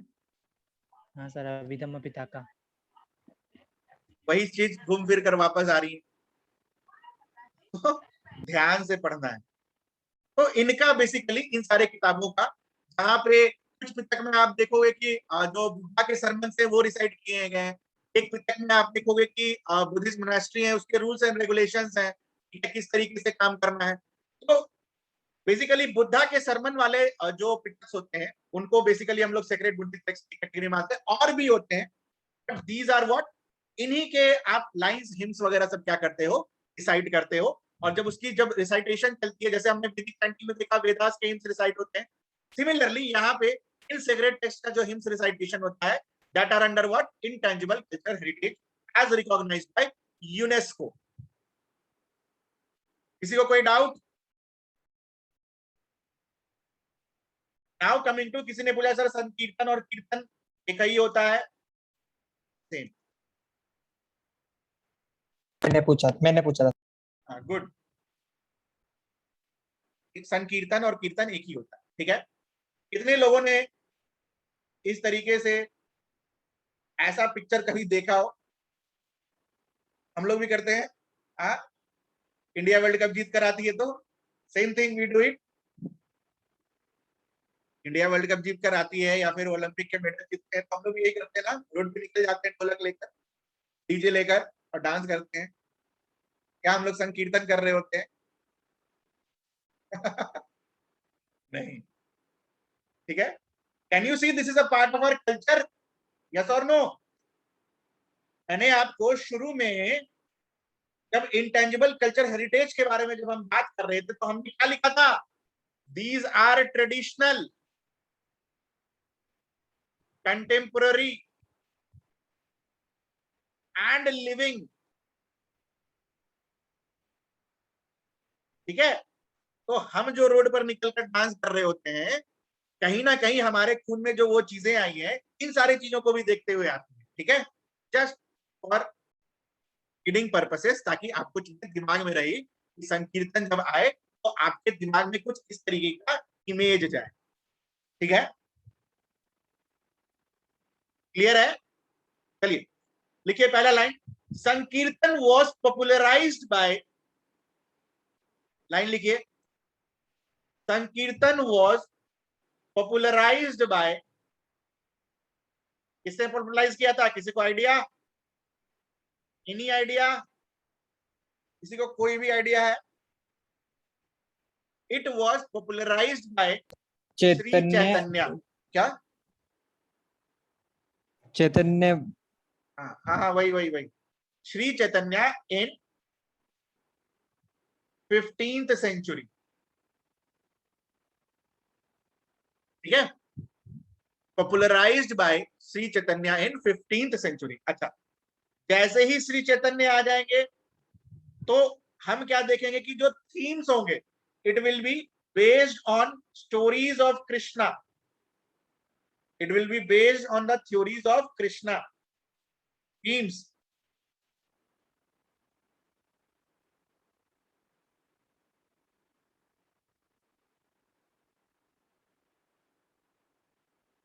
संकीर्तन एज सच जब आप ईस्टर्न इंडिया में बात करते हो, एज सच तो ईस्टर्न इंडिया लिखेंगे, बट इन पर्टिकुलर अगर आ गया तो we will write what, Manipur, ठीक है।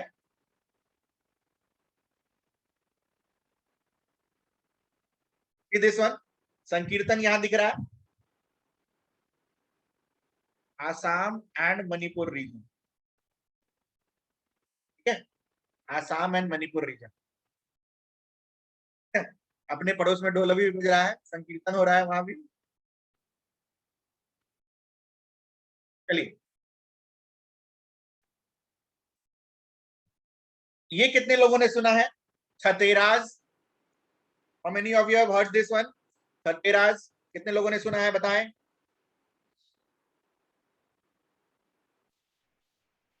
ये इसको ना मणिपुर कर, एक्चुअल में ना वेबसाइट पे भी मणिपुर ही दे रखा है, ट्वीट मणिपुर, ट्वीट मणिपुर, ठीक है। वेबसाइट पे भी मणिपुर ही दे रखा है, मणिपुर से ही मैच करना। सुना है sir, good. Can you see this good? इस गुड को देख रहे हो? This is made of copper, ठीक है। This are made of what? Copper, brass plus other alloys, ठीक है। तो इसके लिए कोई साइंस एंड टेक्नोलॉजी ये लोग नहीं लगाते हैं। These are traditions that has been passed on from one generation to another. ठीक है? It is a traditional technique. लिख लो एक line. This is a traditional technique of manufacturing brass and copper utensils. क्या? ठीक है? Utensils. Traditional technique of manufacturing brass and copper utensils in Punjab.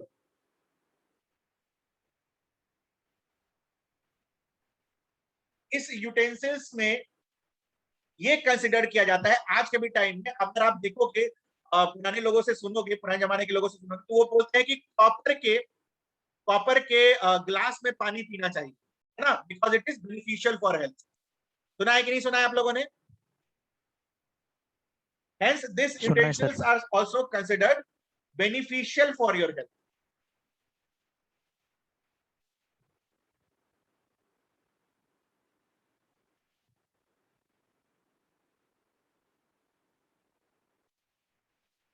खतेराज क्या है? कम्युनिटी. ठीक है, उनका ये प्रैक्टिस. यहाँ पे TH लगा लो. THATHERAS community. खतेराज का देखो, हर स्लाइड पे मैं 3-4 मिनट इसलिए आपको दे रहा हूं. मैं चाहता तो सिर्फ बोल बोल के निकल जाता कि ये है, ये है, ये है, क्योंकि मैं चाहता हूं कि आपके दिमाग में पिक्चर सहित सारी चीजें सेट हो जाए. नहीं तो अभी तक मैं खत्म हो चुका रहता ये टॉपिक. ठीक है, चलिए, ये तो सबको पता है यार, ये भी बताने की जरूरत है. What is yoga? What is yoga? क्या है योगा? लिखो. Physical, mental and spiritual practices. Physical, mental and spiritual practices. Inner and outer health. हाँ, good.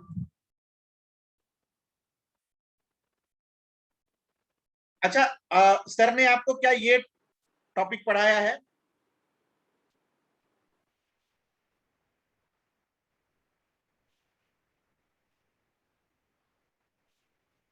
Orthodox and unorthodox philosophical religion या सेट. यहाँ पे आपको अनऑर्थोडॉक्स में बुद्धिज्म, जैनिज्म पढ़ाया है सर. और यहाँ पे ब्राह्मण तीसरा वाले आपको होते हैं. चारवाक पढ़ाया गया होगा. चारवाक को लोकायत भी बोलते हैं. इधर वाला पढ़ाया है क्या, ये बता दें पहले मुझे. ऑर्थोडॉक्स फिलोसफीज में बेसिकली आपका इसके अंदर ब्राह्मण. नहीं नहीं नहीं, अलग नाम जो मैं लिख रहा हूं पहले ये बताइए. न्याय, वैशेषिका, संख्या, मीमांसा एंड वेदांता. ठीक है, लास्ट 3 और पढ़ाए. छठा होता है योगा. क्या ये 6 पढ़ाए गए हैं? इधर तो पढ़ा दिया गया होगा. अनऑर्थोडॉक्स पढ़ा दिया गया होगा. क्या ये 6 पढ़ाए गए हैं? लास्ट 3 के बारे में बताया था सर. सांख्य, मीमांसा और वेदांता के. इन तीनों के बारे में बताए हैं. बस बीच में पॉइंट आया था तो लिखा दिया था.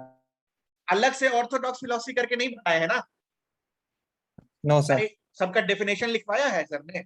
मैं बस ये पूछ रहा हूँ. No sir.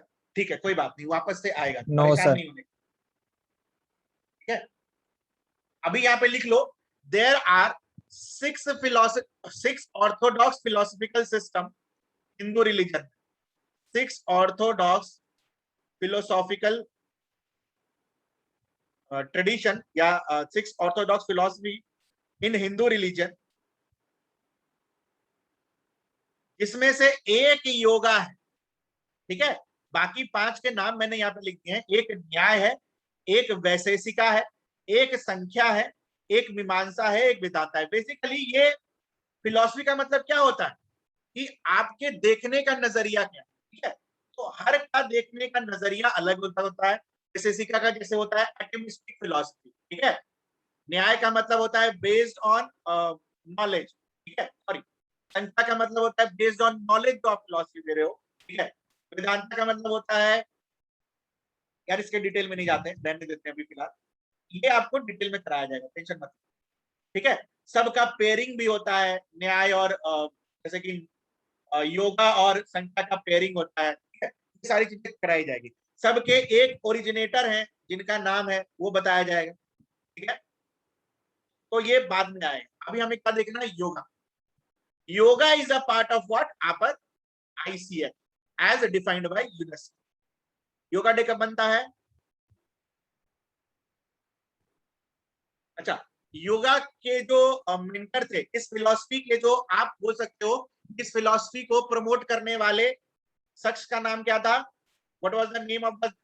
Patanjali. Very good, Patanjali, 21 जून। ठीक है। ये रामदेव वाला पतंजलि नहीं है, पतंजलि एक सेज थे, ठीक है। चलिए, पर्शियन न्यू ईयर, नवरूज, ठीक है। ये क्या है? बेसिकली यहाँ लिखा हुआ है यार, this is a Persian new year. ये भी एक अलग तरीके का ट्रेडिशन ही है, इसको हम लोग प्रोटेक्ट करते हैं। इनको भी मिला हुआ है ICH बाय यूनेस्को इन 2016।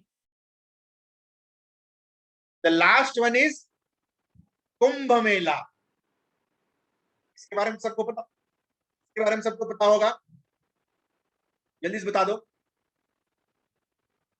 4 जगहों पे जहां पे ये कुंभ मेला होता है, बताएं बताएं जल्दी से बताएं, 4 जगह जहां पे ये कुंभ मेला होता है। उज्जैन, प्रयाग, नासिक। उज्जैन, प्रयाग, नासिक और एक और है कोई सा। अरे इस बार वाला कैसे भूल गए भाई? हरिद्वार को भूल गए। अरे इस बार वाला कैसे भूल सकते हो? बताया तो था, खाली हाँ sir, certificate, corona Haridwar sir. Posting, corona testing. हाँ, हरिद्वार कैसे भूल अरे सकते हो भाई? सर अपनी जगह भूल गए सब। हाँ, ये देखो, हरिद्वार वाला तो याद ऐसे भी रहना चाहिए। कुंभ मेला जो हुआ था, जाली कोरोना पॉजिटिव टेस्ट और निगेटिव टेस्ट किया गया था। हाँ? प्रयागराज, इसको इलाहाबाद भी बोला करते थे वंस अपॉन अ टाइम, ठीक है। अभी इलाहाबाद लिख देंगे तो हो सकता है मेरे ऊपर केस भी चले, लोग पेगासस यूज कर रहे हो मेरे सॉफ्टवेयर में, तो जेल भी जाना पड़ सकता है, ठीक है। प्रयागराज, दूसरा हरिद्वार, ठीक है। तीसरा कहाँ होता है? नासिक, ठीक है। Ujjain, Nashik.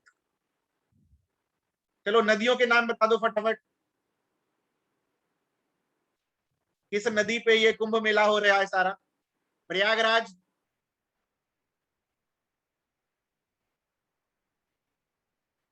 Confluence of river Ganga and,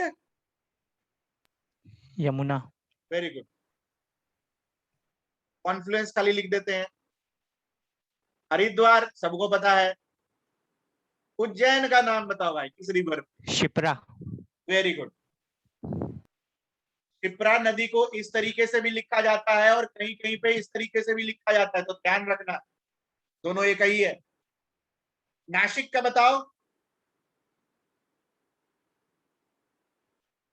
sir एक कुंड है, कुंड में लगता नासिक वाला है, वो कुंड का नाम याद नहीं आ रहा। गोदावरी, ओरिजिन भी गोदावरी नासिक से ही होती है ना, महाबलेश्वर। हाँ सर। दीज आर 4 प्लेसेस जहां पे आपका ये जो कुंभ मेला है वो लगता है। इसके अलावा 2 इंपॉर्टेंट टर्म है, अर्ध कुंभ and Mahakumbh. Ardh Kumbh happens every 6 years, Mahakumbh happens every 144 years, ठीक है। नॉर्मल कुंभ चलता है 12 साल में, 12 साल में इन चारों जगह पे, हर तीसरे साल पे ये होता है नॉर्मल कुंभ, ठीक है।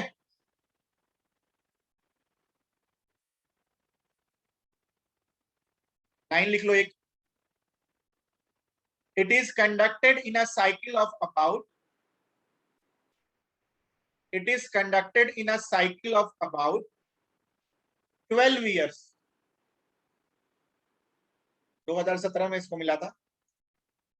It is conducted in a cycle of about 12 years in 4 river pilgrimage sites, in 4 river pilgrimage sites in India। ये 4 साइट्स यहाँ पे लिखी हुई,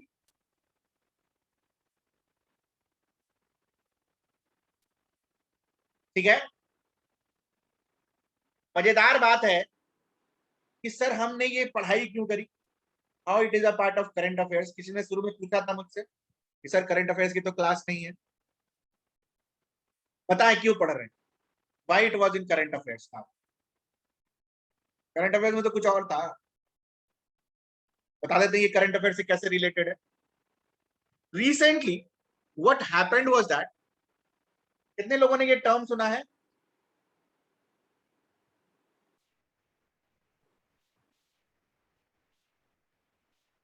street hawk culture. How many of you have heard this term, बता दें फटाफट। ना है भाई, ये न्यूज में था।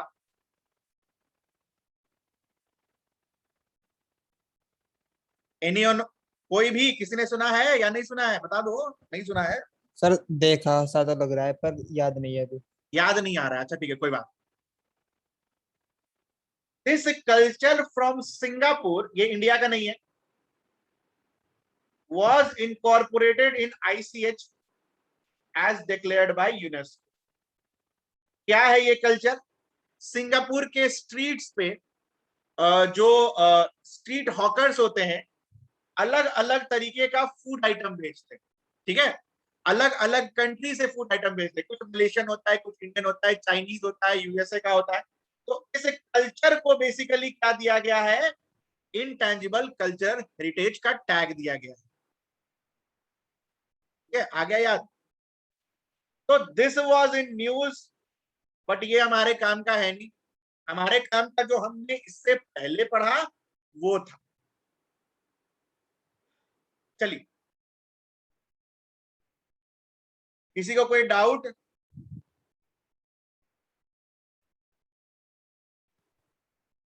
किसी को कोई डाउट, कुछ पूछना हो, सर समझ में नहीं आया, मजा नहीं आया।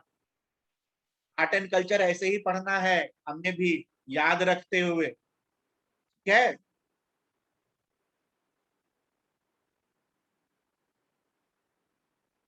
किसी को कोई डाउट, चलिए फिर क्लास को यहाँ पे एंड करेंगे। कल मोस्ट प्रोबेबली 4 बजे, या फिर हो सकता है कल क्लास नहीं भी हो, जैसा होगा कल इन्फॉर्म कर दिया जाएगा। परसों तो क्लास हो गई 15 अगस्त, पढ़ोगे ना 15 अगस्त को, ऐसा थोड़ी छुट्टी मनाएंगे, ठीक है। अच्छा एक चीज और है कि ये जो कमिंग वीक है मोस्ट प्रोबेबली थोड़ा सा ना क्लास डिस्टर्ब हो सकता है, बिकॉज इंटरनेट का इशू है हमारे साइड में। और इंटरनेट का इशू ये है कि ये लोग ना कुछ केबल्स वगैरह लगा, तो हो सकता है कि अभी से लेकर नेक्स्ट वीक फ्राइडे तक थोड़ा सा क्लास डिस्टर्ब हो सकता है, बट होगा कि नहीं होगा ये हम बता देंगे, तो प्लीज को कम, ठीक है। अगर डिस्टर्ब हुआ तो आपको पता है क्या करना है, रिवाइज करना है। आर्ट एंड कल्चर कैसे पढ़ना है ये मैंने आपको बता दिया है। इसके बाद एक बंदे ने हाथ रेस किया हुआ है, प्लीज पूछ ले क्या है, जिनको जाना है वो जा सकते हैं, पूछिए। सर कोई बुक भी रेफर करो, रेफर कर दो अरे बुक, यार जितना पढ़ा दिए उतना रट लो ना यार, बहुत है। इसी में बाकी से हो बुक जाएगा। रेफर करना है किसी सिंघानिया पढ़ लो, मोटा किताब, ऑलवेज वेलकम। Okay sir. एक बात बताओ, जब सर ने आपको एशियन हिस्ट्री में इतना कुछ लिखवा दिया है, मैंने यहाँ पे इतना कुछ लिखवा दिया है, इसके बाद इतना नहीं याद रह रहा है, तो फिर तो दिक्कत है ना। बुक में तो इतना डायग्राम्स नहीं दे रखा होगा,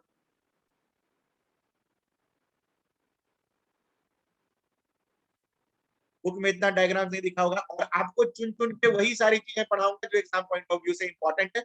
फिर भी अगर आपको किताब पढ़ना है as a teacher art and culture क्योंकि मैं पढ़ा रहा हूँ, मैं ये तो नहीं बोलूंगा कि किताब मत पढ़ो, ये कोई भी टीचर नहीं बोलेगा, ठीक है। इसलिए मैं क्या बोलूंगा, read Nitin Singhania, read read read.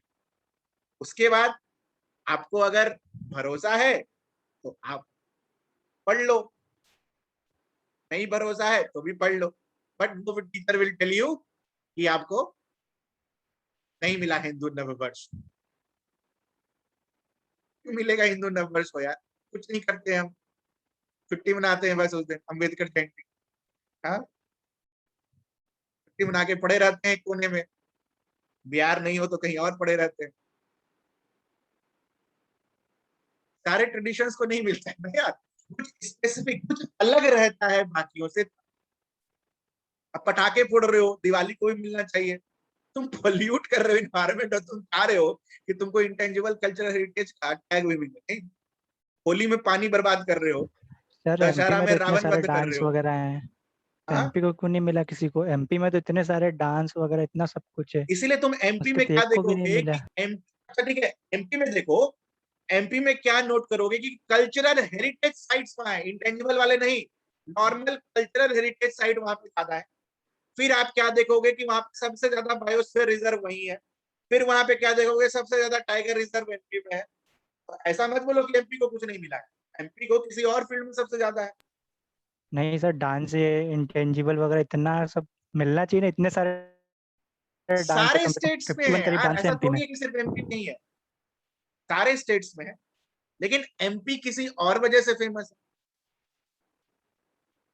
अब आप बोलो झारखंड में उतना टाइगर रिजर्व क्यों नहीं है, जबकि अरुणाचल प्रदेश में उतना टाइगर रिजर्व क्यों नहीं है, मिजोरम में क्यों नहीं है, उड़ीसा में क्यों नहीं है। उड़ीसा, जबकि फॉरेस्ट कवर में जब आप देखोगे तो उड़ीसा सेकंड नंबर पर आता है, एज पर एट, इसके बाद क्या बोलते हैं, मध्य प्रदेश के बाद अगर डायरेक्टली देखा जाए तो उड़ीसा में, अगर मान लो मध्य प्रदेश में 5-6 है तो उड़ीसा में 4-5 होने चाहिए, लेकिन आपको नहीं देखने को मिलता है। तो it is not a logic कि इतने सारे हैं और क्यों नहीं मिला है। इट्स लाइक कि हम कितनों को प्रमोट कर रहे हैं और कितनों को प्रमोट करके कितनी जल्दी से हम टैग ले पाते। It's all about that. अगर आपको मैं ये बोलूं कि यहाँ तो हम बस 13 ही पढ़ रहे हैं, जब आप लिस्ट में देखोगे, ठीक है, जो कि इंडिया ने प्रपोज किया है यूनेस्को को, तो काफी सारे हैं।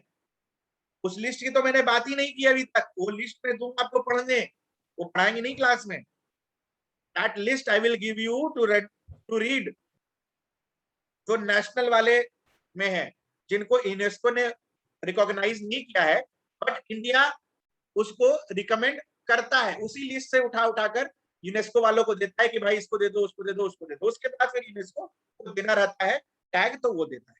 सर अभी रामसार को भी भेजिए अभी लिस्ट में कुछ राम, अभी ऐड हाँ देखो करके। रामसार कितनी तेजी से बढ़ रहा है, 46 हो गया है, कुछ देर में 51 भी हो जाएगा, फिर सारे रटना बैठ के।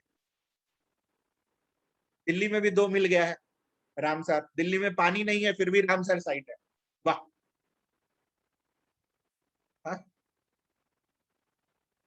दिल्ली में पीने का पानी नहीं है लेकिन रामसार साइट है।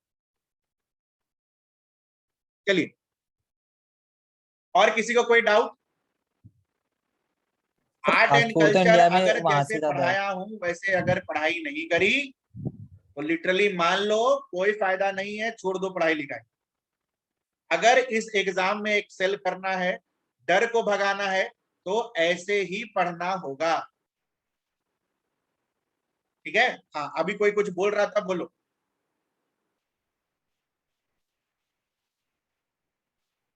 सर मैं तो ये कह रहा था कि वहाँ के जो स्ट्रीट फूड कल्चर है इसमें ऐसा क्या है, फास्ट फूड तो इंडिया में भी मिल रहा है।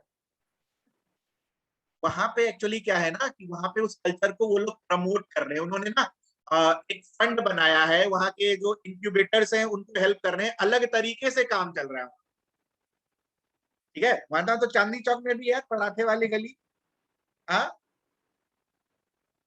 दिल्ली में चले जाओ सीपी में इतने सारे रेस्टोरेंट और मल्टी क्रूज ये मिल जाएंगे। But that culture is something different on the basis of what, कि गवर्नमेंट उसको सबसे पहले प्रमोट कर रही है, नए इनोवेशंस ला रही है, ठीक है, अलग अलग कंट्रीज के फूड प्रोग्राम्स वहां पर चल रहे हैं, प्लस एक एंटरप्रेन्योरशिप का स्किल वहां पर डेवलप हो रहा है, ठीक है। तो traditional skill is building basically entrepreneurship skill, ठीक है। क्लियर है, किसी को कोई डाउट? और आपको ही पता है यार सिंगापुर में एंटरप्रेन्योरशिप का ज्यादा महत्वपूर्ण रखता है, ठीक है।